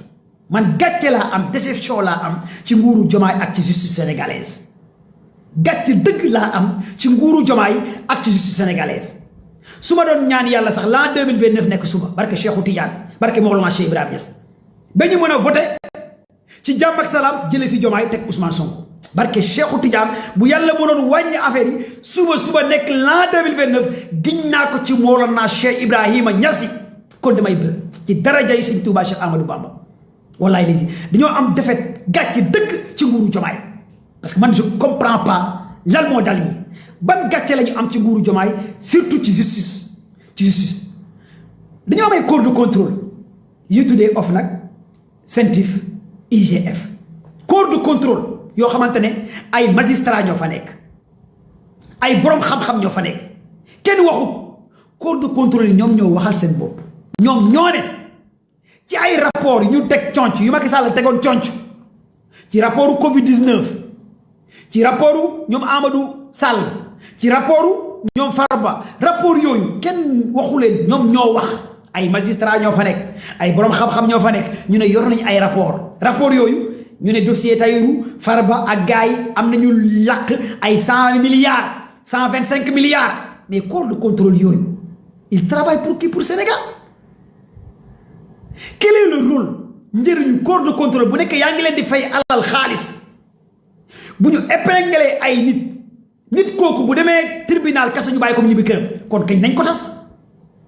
bu nekkee corps de contrôle bu épinglé nit ku ñu luubal ay milliards kooku bu demee juge bi bàyyi ko kon ngir yàlla corps de contrôle yi muy CENTIF muy OFNAC muy IGF ngir yàlla nañ leen dissoudre amatul njëriñ. C'est plus la peine qu'on contrôle des gens. Bu nekkee bu da ngay contrôler ay nit bu ñu demee ba tribunal juge bi bàyyi la ñu dellu seen kër du ñu delloo dërëm 100 francs duñ ko delloo du man maa leen contrôler de yéen a leen contrôler yéen a taxaw ne am ngeen information ci Farba ay milliards ngeen tuddal Farba plus de 100 milliards 125 milliards Tahirou kazalika coalition Amadou Sall bit yéen a ko wax yéen a contrôler Covid-19 tous ces éléments fouraas dërëm Sénégal récupéré wu ci dërëm 100 francs kon donc quelle est l'importance la pertinence de dire que Sénégal am na ay corps de contrôle gars yi yéen lay waxal yéen Sénégalais li may wax aajur nga nekk APR wala nga nekk Pastef wala nga nekk national dama leen di poser question rek bu nekkee am nga ay corps de contrôle yoo xamante ne ñoom ñooy contrôler loolu ñoom bu ñu demee tribunal ki nga xamante ne moom la ñu ne contrôler nañ ne gis na cautionné woon ñaata milliards la cautionné woon ëpp na ay 300 milliards ñu ne Farba cautionné woon na ana milliards yooyu kenn gisu ko joxe na wala joxewul kenn xamul leeraluñ askanu Sénégal lu xew ñu ne Tahirou Sarr dafa cautionné plus de 400 milliards xaw ma lan ak lan ay hectares am ay dangam mais ana li Tahirou Sarr cautionné kenn gisul kenn xamul nga xëy ñu ne la Tahirou Sarr bi doon cautionné ay milliards bàyyi nañ ko toppee wuñ ko dara moomu xaaral ma bloqué sa ndey yow sax xamoo sax moomu yow comprendre sax commando bàyyi ngay waxal ok ñu continuer yow nga ne gars yi ngeen baal ma ci bloqué ndey bi ma bloqué ndeyam ndey du saaga damaa bloqué ndeyam ngeen baal ma ci bloqué ndeyam bi ok ngeen comprendre code de contrôle yooyu bu nekkee da nga amay code de contrôle yi nga xamante ne am na nga teg leen di leen fay alalu Sénégal ay code de contrôle nga leen di fay alalu Sénégal l'argent du contribuable sénégalais man mi wax ak yéen fonctionnaire la yéen sénégalais yéen ay tamay fayee ko fonctionnaire état la man mi wax ak yéen je suis un fonctionnaire de état Sénégal moo may fay bu nekkee état Sénégal moo may fay liggéeyuma liggéey bi jar ñu tax ma fay ma kon lan moo tax ñu may fay kon pourquoi ñu may fay bu nekkee un fonctionnaire de l'état liggéey bi waral liggéeyu ko gisoo ci benn résultat kon quelle est la pertinence importance bi tax ñu créer ay corps de contrôle yi kan la ñu épinglé kan la ñu téye kan la ñu jàpp kan ban nit nga ne yow Farba dañu rapport de ko épinglé Tahirou Sarr rapport de ko épinglé Mansour Faye rapport de ko épinglé ñoom ñëpp libéré nañ leen ñibbi kenn fayu ci 100 francs kon ban njëriñ la corps de contrôle yi am wala bu nekkee corps de contrôle yi am na njëriñ ñi leen libéré war nañ toog def point de presse ñoom ak waa corps de contrôle ñu def rapport ñu xool kan moo nekk ci dëgg ak kan moo nekkul ci dëgg man loolu laa gëm war nañ toog ne kan moo nekk ci dëgg ak kan moo nekkul ci dëgg soit corps de contrôle yi ñoo nekkul ci dëgg wala ñi leen libéré ñoo def lu leen neex ñu ate askanu Sénégal am nañ droit laaj seen xaalis askanu Sénégal am nañ droit ne leen yéen lan moo taxoon ngeen ne rapport am na ci Farba ak Tahirou lan moo taxoon ngeen ne Farba di yéen corps de contrôle yi ñu fal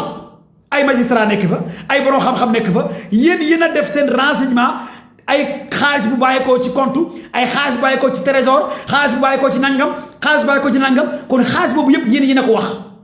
yéen a ko wax ngeen wax ñu ko ñu dégg chaque jour ngeen ñu koy wax kon yéen war ngeen génn ngeen leeral askanu Sénégal ngeen ne kat ñun dañoo juum ñun lu ñu waxoon xaalis bi moo bàyyeekoo fii xaalis nangam yéen sénégalais yi ñu dënk affaire yi démissionné nañ gisuñu dara ci xaalis ngeen baal ñu àq nag dañoo juum ngeen wax ak askanu Sénégal par respect ngeen ne ñu kat dañoo juum Tahirou Sarr bàyyi nañ ko dañoo juum Mansour Faye bàyyi nañ ko laalul dara dañoo juum Farba bàyyi nañ ko yorul dara ñii aate aussi wax ñu bu nekkee ñooñu remboursé wuñ dara ngeen wax ñu aussi dañoo juum Amadou Sall bi ñu convoqué woon ak Wali Seck ak Lat Diop ak gars yooyu ñi muñ jàpp Amadou Sall parce que doomu Macky Sall Amadou Sall mais amuñ fit jàpp ko ñun ñoo jum boole ci Wally Seck mais amuñ fit jàpp Wally Seck ñun ñoo jum boole ci Farba mais amuñ fit jàpp Farba pour ñun sénégalais ñu xam ne kat dégg naa juum mais billaahi wallaahi lii gàcce la ci réew boo xamante ne da nga naan justice dafa am gàcce dëggantaan moo am Sénégal lii defee dëggantaan ci projet boo xamante ne da nga naan jubal jubanti lii ban jubal jubanti ngay gis c'est de la honte à 18 millions de Sénégalais ban jubanti moo nekk ci Sénégal mais lii moo gën a yées sax nguuru Macky Sall li am Sénégal nii moo gën a yées ci nguuru Macky Sall parce que Macky Sall moom dafa tegoon conc yow nga teg conc mu gën a ñaaw kon kay tegal conc yow ne nga teg nga conc mu gën a bon mu gën a yées kon tey nga teg conc ni Macky Sall tegee woon conc ki teg conc ak ki teg conc kan moo ci tane yéen laay waxala ki teg conc neem àttewuma kon kay Macky Sall sax mën naa am Macky Sall moo tane parce que moom nee na man sàcc yi dama leen di protéger àttewuma man Macky Sall man sàcc yi dama leen di protéger àttewuma yow nga ne da ngay jubal jubanti da ngay jàpp sàcc yi nga dem àtte leen tuuma leen ay milliards wax leen ba pare jàppoo kenn kon kan moo ci tane ki biiram di daw ak ki nga fekk ci douche bi mu ne sama biir day daw ñëpp a yem kële biiram day daw duggagul ci douche bi ki nga fekk ci biir douche bi biiram baa ngi daw ñoom ñëpp a yem seen biir yaa ngi daw rek loolu kese la kële biiram day daw duggagul ci douche bi tey na biir bi daw na jubali douche bi biir baa ngi daw kële yaa ngi ko fekk ci biir douche bi biir baa ngi daw mu ne la woy sama ndey biir baa ngi daw nga dégg méta yi kon ñoo am ñëpp a tane parce que seen biir yi day daw kon nguuru Macky Sall bi tegoon conc ak ki teg conc yi jàppul kenn ñoom ñëpp a yem 6 mooy 9 parce que y a pas de jub ni de jubal ni de jubanti y a pas de jub dans ce pays lii on a une déception totale ci régime président ba zéro justice zéro 19 millions de Sénégalais nga téye ay nit ay rapport génn ñu ne rapport woy yaay rapport OFNAC dëkk bi di riir woy yaay rapport scientifique dëkk bi di riir IGF ñëpp ne dëkk bi di riir jàpp nañ Tahirou jàpp nañ Mansour Faye ñàpp nañ nangam ay milliards OFNAC ñëwal du man maa leen épinglé rapport yi yéen yi ñuy fal yéen a génnee seen rapport épinglé gars yi ñu dem ñu ne gars yi coché nañ ba léegi déggoo sax ñu ne ñaata la ñu récupéré ba léegi déggoo fenn yoon fu procureur génn ne on a récupéré tant de milliards ci gars yi fii la ñu jot gars yi nangam gars yi sénégalais yi daal kenn amul droit wax ku wax ñu ne la noppi waroo wax balaa maa de ñu ne le temps de la justice est différent le temps de le peuple le temps de la justice chaque jour ngeen libéré kenn le temps de la justice moom mooy chaque jour ku ñu yaakaaroon ñoom la ñuy jàpp delloo alal kooku dañu koy libéré loolu mooy le temps de la justice le temps de la peuple mooy noppil tëjal sa làmmiñ sinon dañu lay jàpp amoo droit wax le temps de la justice mooy amoo droit wax ak benn magistrat sinon dañu lay wax outrage à un magistrat kaso ba nga jëm lii mooy temps de la justice le temps de la justice magistrat mooy sa baay noppil waroo wax dëgg yow citoyen yi kese nga tëjal sa làmmiñ nga noppi lu ñu def ñun ñoo ko war a def lii mooy temps de la justice le temps de la peuple bi moom nii lay lef xulli bët gars yi ñu ngi diin gars yi ñu ngi libéré gars yi quelle est la position de citoyen lambda kon quelle est l'importance pertinence bi taxoon ngeen créer ces corps de contrôle au Sénégalais amatul njëriñ yéen laay laaj yéen askanu Sénégal kon ban njëriñ la corps de contrôle amati njëriñ Sénégal corps de contrôler ay nit ñooñu boo leen contrôler ci gestion bu ñu gérer bu ñu demee ñu bàyyi leen waaw dëgg mais man dama leen di laaj yéen ban njëriñ la corps de contrôle ko am ci réew mi du man maa contrôler ñi fa nekk ay borom xam-xam lañ ay magistrats yu jàng ay borom xam-xam yu jàng ñoo dem contrôler banque bi signalé Modou Ndiaye banque bi boole la parce que li ngay déposé banque bi bëri na ñu ñëw ñu la lii foo ko jëlee xaalis foo ko jëlee mais naada léegi sénégalais bi moom amul droit wax ci citoyen sénégalais bi ñu ne léegi da ngay noppi mais c'est louche c'est vraiment louche kon quelle est la pertinence importance bi taxoon ngeen jàpp gars yi kon lan moo tax ngeen convoqué woon gars yi lii moo taxoon Ousmane Sonko taa wax ne amatuma ci yaakaar ci justice bi ñu ne Sonko dafa yab magistrat yi nangam mais Sonko yàgg na ko wax bi mu mujjee taxaw ci assemblée nationale mu ne amatuma yaakaar ci nguur gi ci justice bi il avait parfaitement raison lii la xamoon lii yëpp Ousmane Sonko waxoon na ko amatuma yaakaar ci justice bi ni réew mi di doxee mais parce que mais quand tu regardes les choses mais dégg naa li fi am moo gën a pire gouvernement Macky Sall wala sax nga ne gouvernement Macky Sall sax moo xamoon tane parce que Macky xamoon na moom sàcc la moom Macky Sall ñi mu àndaloon ay sàcc lañ kenn du jàpp kenn xam nga sax moom Macky moom gore na parce que moom xam na ne sàcc la ñi ko jege ay sàcc lañ ñi ko wër ay sàcc lañ mais du jàpp sàcc moom Macky mais kii nag yow da nga ne da ngay jàpp sàcc far yow jàppoo sàcc far yow nga gën a jaxase carte gi yow yaa ñëw nga ne da ngay jubal jubanti woo gën a yàqanti c'est la vérité yow yaa yor bale bi nga ne da ngay bale woo nga jël mbalit bi dugal ko ci biir kër gi nga jël oto mbalit bi nga ne ko kaay dugal ko ci biir kër gi te yow bale nga yoroon ne mbalit bi da nga koy génnee kër gi nga woo waa oto mbëbës nga ne waa mbëbës kaay leen sotti mbalit bi ci biir kër gi mais kan moo tane c'est la vérité c'est la vérité amul kenn ku ci tane parce que ñun li taxoon ñuy dugg kaso man ñetti yoon dugg naa ko sama dernière arrestation hôpital lañ ma fekk jàpp ma yóbbu ma kaso man commando ba en 2023 musuma génn Sénégal maa ngi digg Sénégal li ñu doon xeex mooy Sénégal bu am justice li ñu doon xeex mooy Sénégal bu jag li taxoon ñuy faay di jaayante jomaay 5 heures du matin la ñëw Kaolack élection présidentielle 20 heures lañ ko xaar 20 heures 21 heures 22 heures 23 heures minuit 1 heure 2 heures 4 heures ba 5 heures du matin ñu ngi xaar jomaay Kaolack ñëwul ci élection présidentielle 18 heures la gaa yi ndogu gaa yaa ngi xaar jomaay 12 heures de temps ñu ngi xaar jomaay Kaolack élection présidentielle ñuy dugg fu ne ñun ndekete ay mbalit ay ordure mbëbës moo gën a pire gouvernement Macky Sall lañ doon am ñun daara ba léegi nii les mêmes têtes les mêmes éléments les mêmes choses les mêmes guignols ñoo toogaat fii di torturer sénégalais yi justice zéro on a eu un échec total déception totale la ñu am ci nguuru Bassirou Diomaye Diakhar Faye bu dëmb doonoon tey bu dëmb doonoon tey wallaay lisim Diomaye bu naroon dugg Kaolack du dugg Kaolack bu dëmb doonoon tey ñun ñu doon génne ndaw Kaolack wallaay Diomaye du dugg Kaolack barke Cheikhou Tidiane mais parce que xamuñ parce que foogoon nañ ne que kii moo nar a tane Macky Sall mais ñëw naa réconciliation réew mi dafa am problème damaa bëgg ñu jubóole leen yow nga war a jàpp sàcc def justice à nos martyrs ñu rey plus de 87 sénégalais sa yoon nekku ci ñu rey mel ni Sénégal ay seet la ay sëy moo fi nekkoon ay sëy yu tas nga ne réconciliation mel ni ay sëy yu tas dañu laa fal pour yow nga defar ay sëy yu tas ay xale la ñu rey da nga ñëw fekk ñu rey ay xale sàcc alalu Sénégal lii moo tax mel ni Sénégal ay sëy moo tas quoi ay sëy lañu la tàkkuloo wala fasaloo la ay sëy réew mi dafa jaxasoo damaa war a boole gars yi réconcilier gars yi dem bi à la veille des dialogues ñu ne non duñu convoqué kenn parce que dialogue lañ jëm dialogue quoi en fait dialogue national ay nit détourner l'argent du contribuable sénégalais ñu ne à la veille de la dialogue duñu convoqué ay ministre sous Macky Sall kenn du leen convoqué parce que ci dialogue la ñu jëm ay ministre sàcc détourner ay valeur kenn du leen convoqué ba léegi kan la ñu jàpp lii moo taxoon ma ne nan nga mën a jàppee dans un état normal Sénégal nga jàpp Tahirou nga jàpp Farba nga yem nga ne jeex na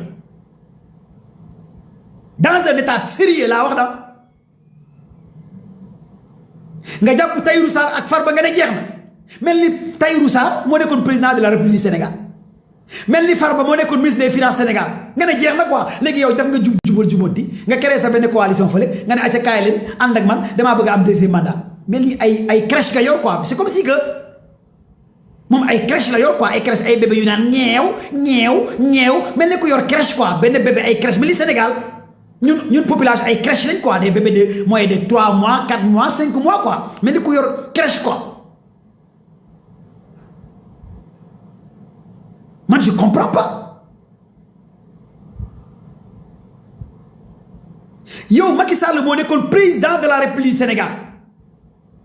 mu am directeur trésor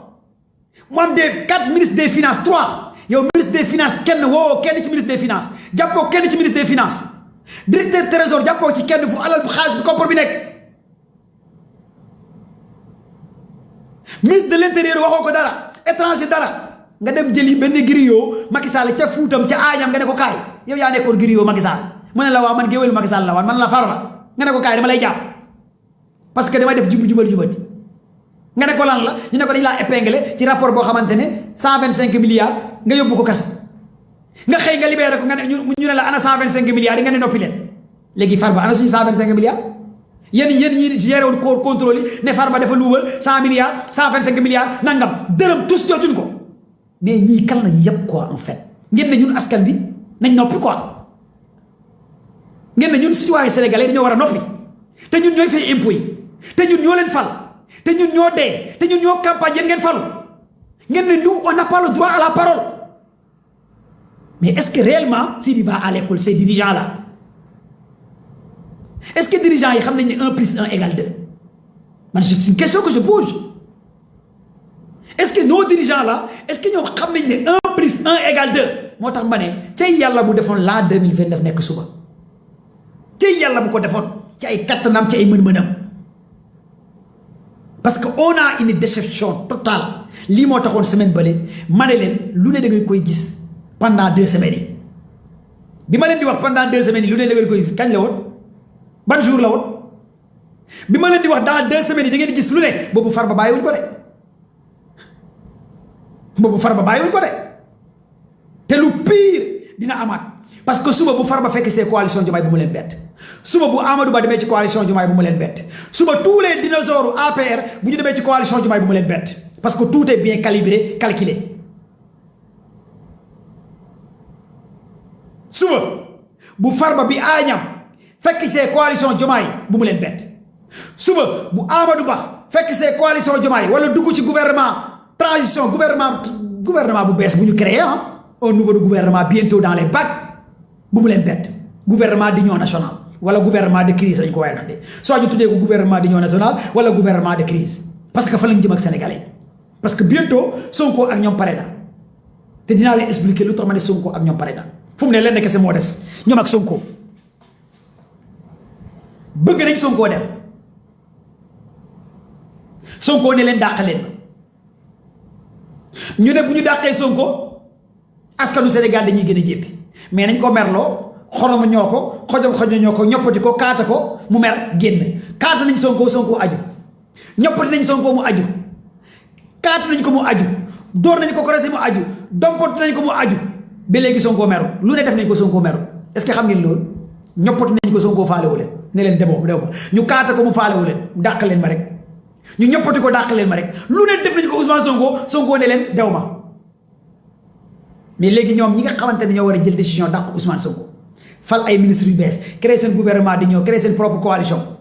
bientôt dans les bacs mais Sonko bu bougé maître parce que guignol yàlla fal xaaral ba ñu dàq la Ousmane Sonko mu sell ni parce que ñii yaa leen jox lu ñu moom te tu as parfaitement raison résistance bi moo nga toog nga résister ci biir gouvernement bi c'est la vérité léegi bés bu ñu la dàqee nag wala bés bu conseil constitutionnel ne du valider L29 modification proposition de loi foofu ñun askanu Sénégal ñun ñoo lay waxal ñun ñooy décider kenn du décider ñun ñooy décider à ta place parce que réew mi nag 5 personnes 7 personnes 9 personnes moomuñ ko dafa leer Macky Sall bi muy jël L57 di tere Karim Wade bokk Khalifa Sall bokk boobu yéen giñol yi fan ngeen nekkoon est-ce que taxaw ngeen ne Macky Sall dafa waroon diisoo askan wi dafa waroon dialogue Macky Sall bu muy modifier L29 L30 L57 di tere Khalifa Sall bokk ci élection présidentielle Karim Wade bokk ci élection présidentielle yéen soi-disant société civile opposant fan ngeen nekkoon da ngeen naa si làmmeñ tous les mouvements société civile kenn ñi mu wutoon jàkkaarloog Macky Sall kon mu ñaf-ñafal leen parce que vous préférez dem seeti Macky guddi mu jox leen ay millions moo leen gën a lool vous êtes des corrompus à la tête aux pieds tous les mouvements société civile ak action ak ndàngam tekki ngeen defoon Macky Sall di téye justice bi di téye assemblée di def lu ko neex di ko taayee di éliminer ay nit di manipuler créer loi éliminer Ousmane Sonko éliminer Khalifa Sall éliminer Karim Wade ngeen ne patt pattara mel ni ay picc yu tawte kenn ci ñemul saxat du mouvement société civile du marabout du religieux kenn ñemewutoon wax Macky Sall sa bët baa ngi xonq parce que Macky ay maletam la yoroon ak dossier yi mu teg ay concom man foofu kese laa respecté Macky Sall fenn kese laa ko nawee parce que xam na ne sénégalais yu bëri ay jaam lañ lu ñu soxla mooy alal mooy xaalis boo yoree xaalis bu la neexee nga takk leen ay bu ñoddi leen il a compris comme Ablaye Wade Macky Sall du ci nekk di sonn dana ne daway xool xam ne xaalis nga mu woo la nga ñëw mu jox la xaalis ay mbee nga defal ko mbee mu jox la xaalis nga noppi yoroon na ay mbeeyam ak berger allemand foofu rek laa ne Macky Sall la jërëjëf parce que il comprend les choses parce que xam na gars yi xaalis lañu gëm yor na xaalis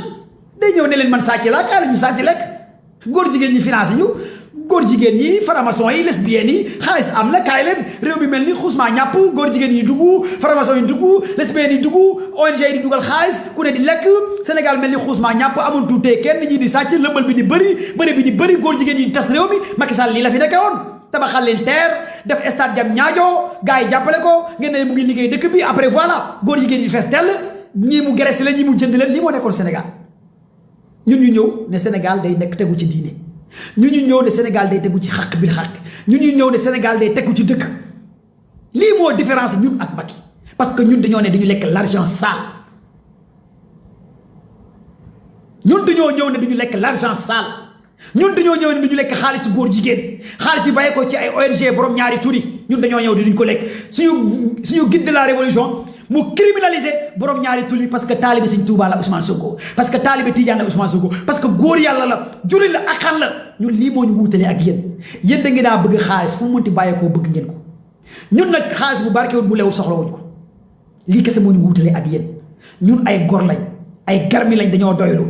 yéen nag doyluwu leen lu ngeen jot warax xoolu leen lew na wala lewut fu mu bàyyeekoo bëgg ngeen lii moo ñu wuutale ak yéen moo tax quand je vois les tocards léegi ñoo naan Sénégal non réew mi neexul waaw ok réew mi neexul parce que góor jigéen ñoo leen doon financé te ñu ngi ci kaso bi ONG yi doon financé góor jigéen téye nañu robinet yi réew mi neexul parce que lesbiennes yi franc-maçon ñoo leen doon jox xaalis ngeen di duubal seen poche réew mi neexul mais léegi nag réew mi neex na parce que tegu na ci réewu Serigne Touba tegu na ci réewu Baye Niass tegu na ci réewu diine l'islam ku mu naqari nga able nga dem ci réewu franc-maçon yi góor jigéen yi ku bëgg réew mu neex na nga quitté Sénégal nga dem ci réew góor jigéen yi wala ci franc-maçon yi wala ci lesbiennes yi mais Sénégal ku bëgg jëriñu ku bëgg xaalis da ngay ñefe sa life da ngay liggéey ñun foofu la ñu yóbbu Sénégal mooy ci xàq bil xàq muy ci jaamu yàlla muy ci liggéeyu jëriñu kon donc foog ngeen xam loolu d'abord kon donc bu ñu jógee ci loolu yëpp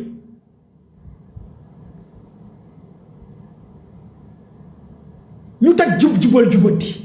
boo xamante ne jubanti woo kenn su dul yow ni nga préparé sa mandat ak sa coalition përëm Binta mécanicien ni Macky Sall amee woon Farba amee woon Moustapha Diakhaté amee woon ay gaayam président Diomaye noonu la amee ay gaa ay Farbam ay Moustapha Diakhaté ay Ismaïla Madior Fallam man j'ai l'habitude de dire président Diomaye dama ko yërëm wallaay dama yërëm président Bassirou Diomaye Diakhar Faye xale la am na avenir mënoon naa am lu ne ci àdduna mais ndeysaan dañ koo nax ak buggu nguuram moo ko dugal ci lii nga xamante ne balaa muy comprendre balaa muy regretter fekk c'est trop tard man quand je vois ay benn frère Diomaye génn xaw ma Aziz la tudd xaw ma Modou naan noo Diomaye candidat la 2029 te kenn mësu leen xam ci écran télé bi Sénégal di métti mosoo gis sax ñu ne yaayu Diomaye wala président wala rakam wala frère am wala magam tey la ay frère am génn taxaw naan non dañuy défendre le projet nga gis coalition ñoom Binta mécanicien përëm génn commencé naan dañuy défendre Diomaye man dama yërëm président Bassirou Diomaye Diakhar Faye parce que doo gis sax benn xale bu jigéen bu dàqantelee boppam ak Diomaye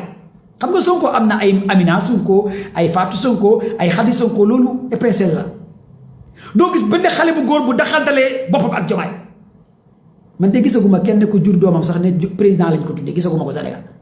kon président loolu kese waroon na ko xool jàngal ko mu ne ah nekk naa fi 2 ans président aw ma fi turandoo kon naa xam ne Sénégal réew mi bëgguñ ma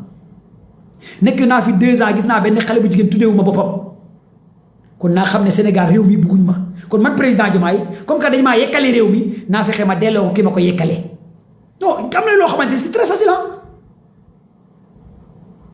parce que chaque jour nga dugg TikTok nga gis ñu naan la Amina Sonko Lion Sonko Khady Sonko Mouna Sonko mais kañ nga gis ñu naan la Khady Diomaye wala Fatou Diomaye wala Mati Diomaye wala Modou Sonko Ousmane Sonko Macky lu muy nekk kuluna Macky Sall xam nga Macky Sall lu muy nekk kuluna devant nga gis benn waaye ne la Modou Macky am na wala fii Macky am na ma bëriwul nag ñi dàqantal seen bokk Macky Sall bëriwul 5 personnes la xaw ma 4 personnes la ci TikTok bi amul Macky lu muy nekk kuluna am na ñaari nit am na ñaari xale jigéen yoo xamante ne nee nañ ñoom ñooy doomu Macky Sall ci TikTok bi bu 19 millions de Sénégalais ñaari xale jigéen kese laa gis ñu ne ñoom ñooy dàqantal seen bopp Macky Sall moo juddoo ba léegi loolu rek Macky Sall lu muy ñàkk bayre am na ñaari xale jigéen yoo xam ne ñoom ñooy doomu Macky Sall te moom kulunaa la Diomaye nag gisuma benn xale bu jigéen buy dàqantalee boppam Diomaye man gisuma ko bu amee ngeen wax ma ko man de gisuma ko Binet Diomaye gisuma ko Khady Diomaye gisuma ko Nafi Diomaye gisuma ko kon loolu kese waroon naa tax président Diomaye toog dajale ñaari jabaram yi première dame ak deuxième dame ne leen réew mi kat kaa la ñuy def réunion man kat commande Baye de nee na ma TikTok bi kenn tuddeewu ma Diomaye kenn tuddeewu ma doom te Ousmane Sonko am na 1000 turandoo Macky Sall ñaata turandoo la am Abdoulaye Wade ñaata turandoo awma turandoo tijji leen enquête ngeen xool ndax tuddee nañ ma doom parce que xale bii li mu wax li dëgg la ku amul turandoo ci doom nan la mën a amee deuxième mandat ku amul benn xale bu jigéen bu ko taxal nan nga mën a préparer deuxième mandat c'est-à-dire ñu ko wër ñooy dugal président Diomaye ci ay erreur parce que ñu ko wër yërëmuñ Sénégal gi génn ci plus de 87 morts ñu bëgg a delloo Sénégal ci xeex ci manifestation ci forcing man ñi wër Diomaye ñoo bëgg a sànq Sénégal te ñooñu lépp lu xew à l'avenir on va les traduire en justice ñoom ñëpp nag ñi wër Diomaye di ko dugal ci lii bu ñaari sénégalais dee balaa 2029 dañ leen di traduire en justice bu ñu gagné élection yi en 2029 lii da ngeen ko war a xam ñi jege président bi di ko dugal ci guuta ku mu mënti doon ci yéen bu ñaari sénégalais dee ci manifestation yi war a ñëw on va vous traduire en justice ñu tàkk 2027 2028 2029 parce que seen agenda lépp mooy lan mooy bu Sonko bokk ci élection yi mooy loi bi loi Sonko la kaay la ñu def élection ñëpp bokk yow nga ne déedéet ñëpp waruñoo bokk ñu ne la lu tax nga ne yow Sonko kenn bëggatu ko mais Sonko kenn bëggatu ko d'accord mais lu tax nga ne Sonko du bokk ci élection yi yow nee nga sénégalais yi bàyyi nañ Sonko ba pare yow nga ne Sonko du bokk ci élection yi mais attends yéen opposants yi yéen ngeen ni Sonko sénégalais yi bàyyi nañ ko du wax katu dëgg ba pare yéen ngeen ni Sonko du bokk ci élection yi yéen ngeen ne loi bi loi Sonko la waa dëgg-dëgg loi bi bu nekkee loi Sonko yéen comme que yéen dugg ngeen rek te Sonko kenn toppatu ko mais yéen fexe leen ngeen booloo doon benn ngeen gañe Sonko Khalifa Sall Idrissa Seck Diomaye Macky Sall yéen ñëpp dem leen defi bolok Sonko kese dem ngeen gañe Sonko comme que yéen Sonko boo leen di déranger sénégalais yi bëgguñ Sonko yéen booloo leen benn bolok benn équipe yéen ñi contre Sonko tous contre Sonko Diomaye na dem ci Macky Khalifa Sall na dem ci Diomaye Barthélémy Dias dem ci Diomaye Tahirou Sarr ñëpp ngeen booloo tous contre Sonko balaa midi Sonko gagné élection yi à plus de 60% ci ngeen xamee Sonko moom réew mi balaa midi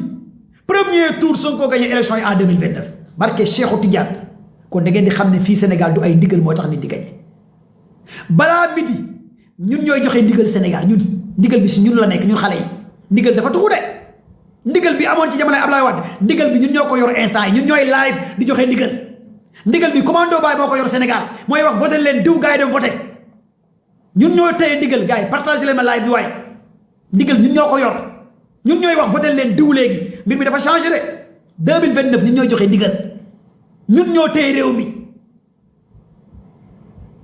partagé leen live bi maximum la famille ñoom ñëpp bu ñu booloo seul Sonko gagné leen parce que ñun dañoo xam lan moo tax ñu tànn Ousmane Sonko ñun ñoo xam lan moo tax ñu contre leen topp Sonko parce que jagu leen baaxu leen yërëmu leen Sénégal buggu leen réew mi tegu ci yoon yërëmu leen xale yi li ngeen soxla mooy teg diil complot baara yëgoo ngeen fi nekkee ci Ablaye Wade Macky Sall bay président Bassirou Diomaye Diakhar Faye kan ngeen di ay baara yëgoo teg diil manipuler justice zéro jubanti zéro politique bi fi amoon démb ak barki démb moo amaat mais ñun on va être avec Ousmane Sonko mu sell mi 2029 inshallah rabbi képp kuy bëgg Sonko ci commentaire yi bindal ma Sonko président 2029 la famille bindal ma ci commentaire yi Sonko président 2029 dama ne coalition président Diomaye ñu ngi lay ñaan nga dem ci Macky Sall ngeen boole ci Macky Sall seen coalition Diomaye président ñu ngi leen di ñaan Idriss Seck na fekk ci coalition Diomaye président Amadou Pita Ba na dem Nassir Tahirou Sarr demal ci coalition Diomaye président Farba na nga dem ci coalition Diomaye président yéen ñëpp dem leen ci coalition Diomaye président 2029 balaa midi ñu ñafal leen premier tour Ousmane Sonko gagné Sénégal barke Cheikhou Tidiane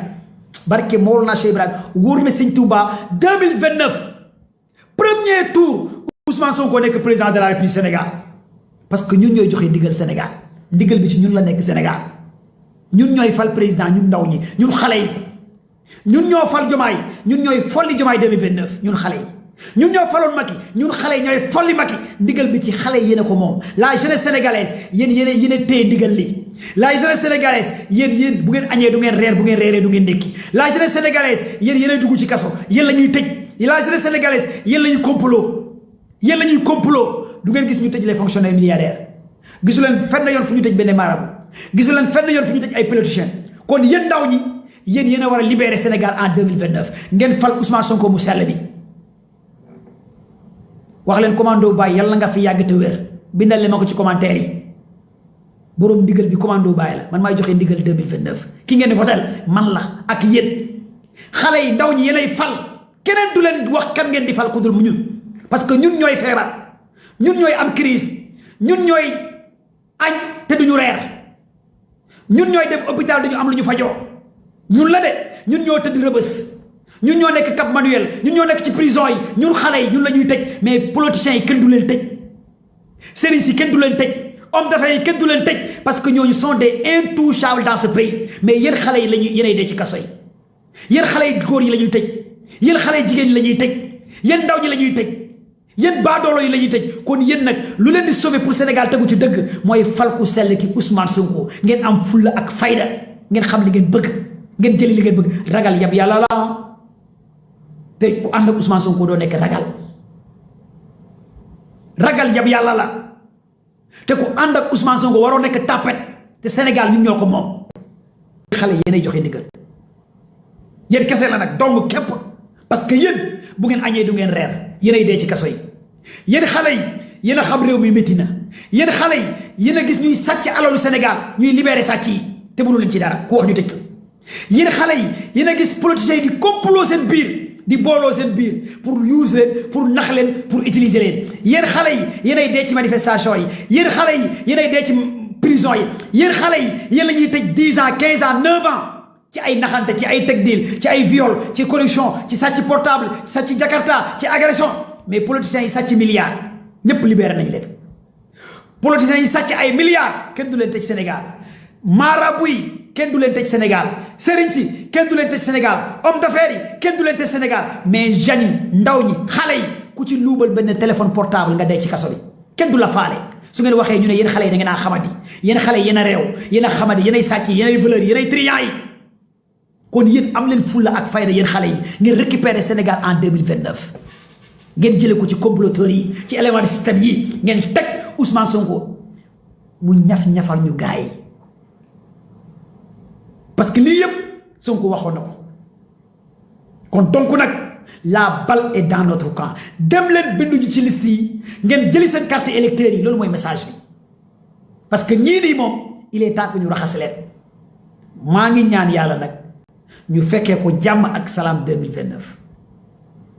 yéen ñëpp na ngeen waajal seen bopp waajal Ousmane Sonko ngeen préparer seen bopp préparer Ousmane Sonko tàmbali ci Sonko yem ci moom bindal ma ko ci commentaire yi tàmbali ci Ousmane Sonko yem ci moom ñëpp nañ dem ci coalition Diomaye ko jëta ñoom ñëpp nee naa Macky Sall na nga jàppale Diomaye yéen waa APR jàppale leen Diomaye Amadou Pita Ba demal jàppale Diomaye Farba demal jàppale Diomaye Tahirou Sarr damay jàpp ñun kese ñun xale yi nañ jàppale Ousmane Sonko rek ñun kese ak Sonko balaa mi di ñu ñaf-ñafal leen balaa mi di ñu wol leen ne réew mi ñun ñoo ko moom ñun ñooy borom digal la jeunesse sénégalaise ñun ñooy borom digal la jeunesse sénégalaise kon gars yi daf leen demandé yi ma jël leen balaa may tàmbali ci Sonko yem ci moom dafa leen demandé ma jël leen balaa may arrêté live bi di leen jaajëfal yéen ñëpp di leen jox seen wàccuwaay yéen ñëpp di leen bëgg yéen ñëpp waaye jaa ngeen jëf.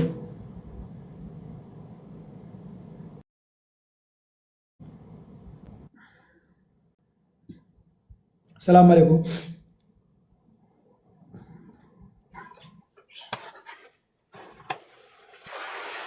waaw ñu ngi lay déglu ci lan nga bëgg a wax acca débat bi nag c'est ouvert wax sa xalaat la bu nekkee justice bi nga bëgg a wax libération bi wala Sonko projet bi bon wax sa xalaat la ngeen wax seen point wala question bu bëgg a poser ci Mali bi genre mu ngeen naa dugg acca le débat est ouvert. maa ngi lay ziar yi ñëpp waaw di wax rek li xew Mali métti na mais ñu ngi leen di masu bu baax aussi di wax le di ñëw ci lu jëm ci wàllu Sénégal xawma ba xam ndax waa assemblée ndax lu voté nañu loi boo xam ne dina tax benn am de gouvernement bi ci ñi nga xam ne ñi ngi ci gouvernement bi mooy l'homme d'affaires yi ba ci président suñu demee ba tey ba nga xam ne seen mandat jeex na muy ministre président yi comme ni ko Macky Sall dafee woon ndax loolu mënati na nekk ndax maanaam bu ñu demee ba seen mandat jeex rek dañuy jël avion daw génn Sénégal bu fekkee ñu lubal suñu alal dañ koy yóbbaale sans dara comme li ñu dal ci Macky Sall ak ministre mi ay ñoom Mame Mbaye Niang ñoom Mamour Diallo ba léegi nii suñu xaalis yi ñu wax ne ñoom ñoo ñu ko yaral ba léegi mënuñu leen a gis Sénégal et puis ñun amuñu suñu xaalis fan lañ ko dugal et tout est-ce que loolu mënuñu def benn loi boo xamante ne nii bu président boo xasee wàcc rek ak mbooleen ñu àndal kenn du génn Sénégal fekk defuñu audition ba noppi. loolu laa bëggoon a très bonne question bi ñu gagné élection présidentielle Sonko dafa waxoon Macky Sall bu mu génn Sénégal man maa leen koy jox live nda bu ñu gagné élection présidentielle Ousmane Sonko dafa décrété woon ne bu nañ tëj frontière bu kenn génn Sénégal mais parce que Sonko nekkutoon président mais kii fi toog nekk président moo ne ko yow nekkoo président gars yi nañ génn mais Sonko dafa waxoon nañ gars yi toog même Macky Sall mii Sonko dafa waxoon bu mu bougé na dellu mbir mu ñu barricadé ko loolu foog ngeen xam ko kon nag donc pour régler problème bi. mu nekk loi mu ñàkk a nekk loi bés bu Sonko gagné 2029 kenn du génn Sénégal loolu moom na yem ni midi loolu moom jarul sax ay loi problème bi kay mooy keneen ku dul Sonko bés bu gagné moom gars yi dañuy génn parce que ñoom ñëpp ay sàcc lañ sàcc moom bu faloo dina bàyyi sàcc yi génn kii waa ji sàcc bu faloo dina bàyyi yeneen sàcc yi génn lii foog ngeen xam ko ki bëgg a sàcc aussi du bëgg a jàpp beneen sàcc ki ànd ak équipe sàcc du bëgg a jàpp ay sàcc mais ku mel ni Sonko bu gagné élection yi 2029 kenn du génn Sénégal kon yéen ñëpp li ngeen war a focus mooy na Sonko génn ne Sonko falu 2029 nga xam ne bés bu gañee ñun ñooy tëj Sénégal keneen du tëj Sénégal ñun ñoo koy tëjee suñu bopp lii kese la. d'accord merci je vous remercie. ok merci loolu moom dafa war a la Sonko dafa waxoon Macky bu mu génn. waaw maam Cheikh ñu ngi lay ziyaare. Fadi vas-y. alors man leen rek laa amoon lu may wax. mooy Sénégal moom yàlla def nañu Sonko nekk na ci xol yi ba pare te loolu dara dootu ko dindi. yenn ci Sénégalais yi bu ñu xamul Sonko li ko yàlla def ñenn ci Sénégalais yi xam na ni Sonko xam na ni nangu dëgg xam na ni yàlla am na lu mu def Sonko te ñun tamit xam na ni Sonko bëgg na Sénégal te am na fu mu bëgg yóbbu Sénégal loolu moom leer nañu nañ pour gars yi nga xamante ni dañuy jóg léegi bëgg yàq suñu xel yi dañu gëmloo ay ñii ñoo fi waxoon lii wak li ñu waxoon dara defuñu ko mais nañ toog ñu xaar ba Sonko yeeg nii Sonko du président Sonko yéeneem la amoon bi mu amee yéeneem mu ni su ma jëlee kii tabb ko teg joxoñ ko Sénégalais fal ko yéene bi mu am moom dina ko mottali parce que yaakaar boobu la amoon ci moom yaakaar boobu la ñun ñëpp tamit amoon ci Diomaye parce que man damay wax dëgg rek te yàlla tax bi Sonko joxoñee Diomaye man dama découragé man dama ne woon du ma dem mais Sonko jaral na ma loo xamante ne tey su ma jàppoon dara mu dëgër sax moom bu soxlaa damay bàyyi def li mu bëgg parce que xam naa ne loolu mooy njëriñu Sénégal mais nañu bàyyi tamit di jaxase débat bi ak di jaxase bopp nit ñi naan kii lii la fi waxoon ak Sonko lii la fi waxoon def fii mais kii waxoon dañuy bàyyi ba mu yéeg bu yéegee lim ñu waxoon def ko bu boobaa ñun nañ dalal xel ñu xam ne kenn mënul wax ci àdduna loo xamante ni ñun dina tax ñu bàyyi Ousmane Sonko déedéet ñi gëm projet bi dëgg gëm Sénégal dëgg kenn mënul wax ba nga xamante ne dañuy bàyyi Ousmane Sonko loolu nit mënu ko nañ noppalu ku bëgg Sénégal billahi wal kitab barki Cheikh Ahmed Tidiane Chérif ku bëgg Sénégal dëgg di nga bëgg Ousmane Sonko ku ko bëggul rek bëggoo Sénégal képp koo xamante ni bëggul Sonko donc kooku bëggul Sénégal wala amul dara Sénégal wala yaakaaru fi am dara qu'on se dit la vérité quand même boo bëggee Sénégal dëgg wallahi di nga bëgg Sonko parce que nag soo demee si wasama zaatul buruj yàlla mi ngi wax foofu dina am ay yoo xamante ne suñu borom mi ngi fay wax di wax ni man yàlla man maay def lu ma neex laay def man sama borom. gars yi may leen ko ay kër waaye xadi wala waaye yàlla mi ngi naan yàlla suñu borom mi ngi naan fa xaalul lima yurid nan gëm loolu moom yàlla bu koy wax suñu borom may leen ko ay kër waaye suñu borom dafa xam doomu aadama moo tax yàlla suy wax ak ñun ci Alxuraan day imposer boppam pour ñu xam ne moom mooy yàlla te lu ko neex lay def te yàlla kenn du ne que nii ngay def moo tax mu ni fa xaalul lima yurid man yàlla may xool lu ma neex ma def ko te li ka neex suñu borom xam nga mooy lan mooy jël na Sonko xool xol yu baax yi nga xamante ne dañuy dégg lu baax mu jël ko def ko ci xol yi jël Ousmane Sonko xool nopp yi nga xam ne dañuy déglu lu baax bëgg Sénégal ñuy déglu lu Ousmane Sonko wax ñu dégg ko lii kasa la loolu la ñu wutee gars yi dañu am nopp yu baax di déglu lu baax ñu am xol yu baax di bëgg lu baax. macha allah ku bëggul Sonko rek kooku war nga xoolaat sa bopp soo bëggul Sonko bëggoo Sénégal man loolu laa jàpp man Khady Wele man loolu laa jàpp boo bëggee Sénégal bëgg Sonko nii rek la man nekk ma fi naan ay Sonko jomaay déedéet dama naan Sonko mooy Sénégal mooy Sonko ku bëgg la xoolaatal sa bopp. Sonko nag dañ koy ñaanal te yow tamit dama lay ñaanal parce que dama lay yàgg sopp c'est la première fois ma yegg sa live mais dama lay yàgg sopp dama lay bëgge billaahi di la ñaanal yàlla na la yàlla dëgëral yàlla na la yàlla kàttanal yàlla bu seytaane am ci yow yoon ci barke Seydina Muhammad yàlla bu seytaane am ci yow yoon yàlla bu borom xel mu ñaaw jëm wutale ko si yow di la ñaanal yàlla na yàlla doon sa wéttal ndax lii ngay def dafa am solo di nga wax ba jeex sa live mën naa toog sama wetu yaay di ko seetaan ak sama wetu papa mais bu keneen dee live du ma ko déglu parce que yow sa live amul saaga rusuma déglu ko fenn ni may wax ak yow dama tëdd sama mag bu jigéen rusuma moom muy déglu sa live parce que dangay yeete di nga wax doomu aadama bi dina dégg macha allah di la sant nag di la gërëm vraiment kontaan naa ci lii te la wax nag ñun ak Ousmane Sonko nag kooku doomu aadama mënu ci dara kooku yàlla ko def suñu xol yi man sama yaay su waxee ak sama papa dam naa leen Ousmane na wax rek noo Khady sa waaji léegi man leen moom na wax rek ma dégg parce que man li muy wax xam naa ko parce que man ko bëgg Sénégal la xale laa doon jigéen nag mais teewul ko bëgg Sénégal la te man li may gis ci Ousmane Sonko Sénégal dëgg lay gis ci Ousmane Sonko billaahi wal kitaab jàmbar dëgg la Sonko dama koy gis mais Khady dëgg la sax Khady waaw koo xamante ne ay contrat yoo xamante ne Macky Sall da koo joxoon tubaab bi plus de 50 ans nga xamante ne tubaab bi moo ko waroon exploité Sonko mu ñëw en moins de 2 ans récupéré 4 contrats yoo xamante ne instant yi ay Sénégal moo leen di moom état Sénégal moo leen di moom effectivement mais kooku nan la ko nit loolu rek bu fi yemoon sax mu ne nan la nit koo xamante ne day récupéré alalu Sénégal di ko def ci moomeelu Sénégal mais arrangé wu leen dem bële di ko jël alalu Sénégal jox ko tubaab bi ka leen nekk déedéet alalu Sénégal moo koy moom récupéré contrat pétrole gaz jox ko Sénégal kooku nan la ko nit mën a bañee waaw parce que sa xol du neex rek koo gis bañ Sonko rek xolam neexul te li nag kan sa xolam nag du Sonko ni yàlla du Sonko la Sénégal dafa bëri ay hypocrite Sénégalais ba pare Sénégalais bëggul position bi Sonko taxawee Sénégalais bëggul doomam di taxawee noonu Sénégalais souvent moom bu la puusul rek nga demal xam nga Sonko macha allah nan nangu nag gannaaw yàlla nag ndax ni mu mel yàlla ak def waaye ci réew mi moo puus boppam te ku mu joxoon ñu ni kooku la yàlla def na ko loolu ba pare li nga wax sànq rek bu ñu dajale woon ñoom ñëpp ni dañ ñem élection balaa midi lu kenn mësul gis Sénégal résultat yi jeex tàkku ne man daal li ma leen di dégg rek lenn kese la yow Khady massifié Daba massifié Amina Mama Yacine Fatima Keita Diop Sonko Awa man dama gëm képp koo xamante ne bëgg nga Sonko rek war nga mën a toog nga ne kat man dinaa jaayante plus de 50 personnes 20 personnes dinaa leen dugal ci Pastef wala dinaa leen utloo ay kat naa préparé Ousmane Sonko 2029 midi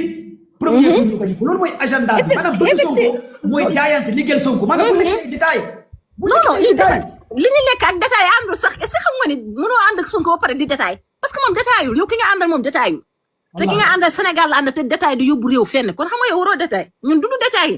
man damay dem xool ñoo xamante ne dañuy nekk di wax waa Sonko ni surtout samay famille dama leen di indi ba ngeen ñëw ne leen yaay ñun na man leen ne déglu leen bu ma indee de sama yaay ni ma non Khady wax nga dëgg de xam nga man lii bàyyi ma sewoon man que parce que yéen télé ngeen di seetaan duñu leen woon li nekk ci internet man maa leen indi ngeen xool li xew li Sonko di def mun ma ma ne kenn du leen ko won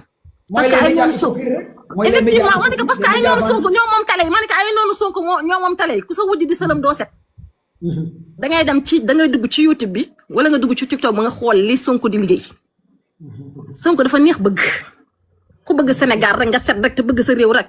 billahi wal kitab boo gisee jëmm ji bëgg ko man Sonko dama koy xool samay bët taa parce que xam nga tax damay gis jëmm ji di xool ni kii ku bëgg Sénégal a ngi nii ku sincère ku digne da nga koy xool parfois sa xol laaj sa xol fees billahi wal kitaab li may wax ni yàlla mooy sama seede te du ma wax lu ma gëmul. baal ma jël keneen ma daal di sa micro après. waaw d'accord waaw léegi bàyyi ma tëj micro ok merci beaucoup. Daba ñëwal. waa commando siyaar naa la. waaw ñu ngi lay bégg bu baax. di siyaare soxna si wax léegi sama benn lanc bi moom sàqal mi na ko waxal na ma ko lu ma bëggoon a wax si président Sonko. Sonko tey Sonko suba Sonko gannaaw suba man nag dama bëgg a ñëw ci xàttekat yi Sénégal. gis nga xàttekat yi Sénégal. dafa am loo xam ne nii dara jaru ko. ca Ablaye Wade bu Sénégal tàkkee xàttekat a ko tàkkal. Maman Yacine tëjee sa micro s'il te plaît Maman Yacine. Abdou Diouf yaa ngi bu déranger. Sénégal tàkkee xàttekat a ko tàkkal. Macky Sall ba Sénégal tàkkee xàttekat a ko ak xàttekat yi te gis nga ñi ñu bañ ñi bëgg danañ xàttekat yi danañ tàkkalaat Sénégal. parce que nag cette fois-ci de. xam nga lu tax bii paa. walaay les bu ñu taalee Sénégal cette fois-ci duñ ko fekkee. waa déglu rek déglu ma wax la man fi ma ko teg. non bés bu ñu taalee Sénégal duñ ko fekkee ak képp ko ànd ak ñoom duñ ko fekkee man tamit man Daba maa la wax lii. ma dama la xam nga maanaam xam nga lële mos dolli la mais cette fois-ci bu ñu dof loo ba taal Sénégal ñoom duñ ko fekkee keneen du ko fekkee dañu leen koy nettali. waaw léegi nag peut-être man duma ko fekkee de. duma ko fekkee duñ ko fekkee keneen du ko fekkee. dëgg la xam nga fu ma ko teg. waaw la daloon ca Macky Sall dootul leen dal ndax jamonoy Macky Sall seen doom yaa ngi woon ci dëkk bi seen jabar yaa ngi ci dëkk bi waaye bii paa gis nga Jomaay Fay ni mu def Ndeye Khady jël ko ak waa këram yóbbu buub ko génn xàttekat yii bés bu Jomaay pare rusuñ ne Sénégal ñoo leen jàngaloo Sénégal ñoo leen def liñ def ñoom seen deret yi seen biir yaram yi deret dawu fa xaalis moo fay daw bés bu leen Jomaay tegalee xaalis ci taabal gi Jomaay dina génne seen waa kër yi parce que la leen daloon ca Macky Sall dootuñu leen daal bés xàttekat bu fi xàttee midi et demi mu jël avion génn dëkk bi te lii nag fii lañ ko waxee te loolu la ñuy def parce que la leen daloon ca Macky Sall xam nañ ne bii paa buñ tàkkalee dëkk bi duñ ci mucc dañuy préparer Jomaay ni mu def Ndeye Khady noonu laa def xàttekat yi dana leen génne seen doom yi ñoom ñi si des bés buñ xàttee ba pare midi ñi génn dëkk bi parce que ñoom seen deret ak seen ngor mayut leen ñi xàtte Sénégal yi ci jàmm mayut leen ne Sénégal yi dañoo sonn ci xàtte ay mag ñi toog fële rek di xàtte lu dul dëgg dégg nga di jël Sénégal di rey doomi jàmbur yi ñoom loolu seen yoon nekku ci nañ rey Sénégal yëpp waaye nañ leen tegal xaalis ci taabal ji lii rek lañ soxla te foofu lañ jëm ak moom nag parce que Diomaye mii ak anything moom pare na ko pour def ko loo xalaat rek pare na pour def parce que foofu Sénégal moom dootoo fa teg tànk dégg te li may wax nag dama bëgg ne Tabaski Ngom nañ ko génne comme que génne nañ Farba Ngom nañ génne Tabaski Ngom ñun jigéen ñi yëpp nañ takku nañ génne comme que ku sàcc ganaar ñu tëj la fukki at nga sàcc benn portable ñu tëj la fukki at politiciens yi sàcc ay milliards ñi bàyyi leen ñu dem Tabaski Ngom na génn ñun jigéen ñi ñëpp nañ jóg taxaw Tabaski Ngom génn par force sakam góor ñi ñooy sàcc ñi leen di génne sakam nag jigéen nga xam ne gannaawam jotul nañ bàyyi Tabaski Ngom mu génn bépp jigéen buñ tëj ca koso ba boo xam ne nii nee nañ ci xaalis lañ ko tëj nañ leen bàyyi ñi génn parce que loolu moo yor mënu laa génne góor denc jigéen loolu moom du fi amee bu ñuy génne kay nañ génne ñëpp ñi génn waaw lii la dëkk boo xam ne ni yow kañ lañu yàlla di may ñi xam xàttekat yu mat yu ragal yàlla waaye xàttekat yoo xam ne xàttekat yi bëgg xaalis xàttekat yoo xam ne bu Sénégal di dee seen yoon nekkut ñoom nañ rawale seen njaboot ñi tegal leen xaalis ci taabal ji ñi lekk xaalis bi ñi rey doomi Sénégal yi te yow Sénégal ñoo la fayal taxi bi Sénégal di liggéey moom lañ la fayalee ca école ba ngay jàng nga pare lépp ñi dellu la fayati jox la salaire xutal la liggéey Sénégal xutal la liggéey dellu jàllar ba ko du la fayati salaire yow liggéeyuloo Sénégal dara ndax di dem di xàtte lu bon ñii de tëj doomi Sénégal yi di leen rey di leen def lu nekk ba léegi ngi du ngeen doyal ban saaru xàttekat la waa Sénégal xam te yéen seen baay ak seen ndey yi defaluñ leen dara Sénégal ñoo leen fayal ngeen jàng ñoo leen joxal daggal leen salaire ñoo leen daggal salaire di leen fay par weer ba pare liggéeyu leen Sénégal ndax di continuer di liggéeyal seen bopp man kay xam naa nit ki kay bu boo jëlee ci ñaqam ba ñaq wa sotti kay nga joxe teraanga nag nga xaate dëgg te yàlla tax def dëgg te yàlla tax waaye fu Sénégal tàkkee rek ay siise ko tàkkee loolu ñun ñëpp war nañ ciy jox Sénégal nag ñun dañoo naar féq nag Sénégal dañoo bëgg nodd allahu akbar minute bu ne ñi ngay julli minute bu ne ñi ngay wirda minute bu ne ñi ngay allahu akbar te wax dëgg dafa jafe nañ wax xàttekat yi dëgg réew bu xamul xàttekat dëgg du fa ne te ci dëkk bu tas rek ci laay mujj li nekkoon nañ ko baax nañ wax dëgg xàttekat yi fu Sénégal jeexee rek xàttekat a xàttekat yoo xam ne ni seen xat xëpp na juróom-ñaar fukki at seen benn tànk nga ci bàmmeel benn baan ci xëdduna seen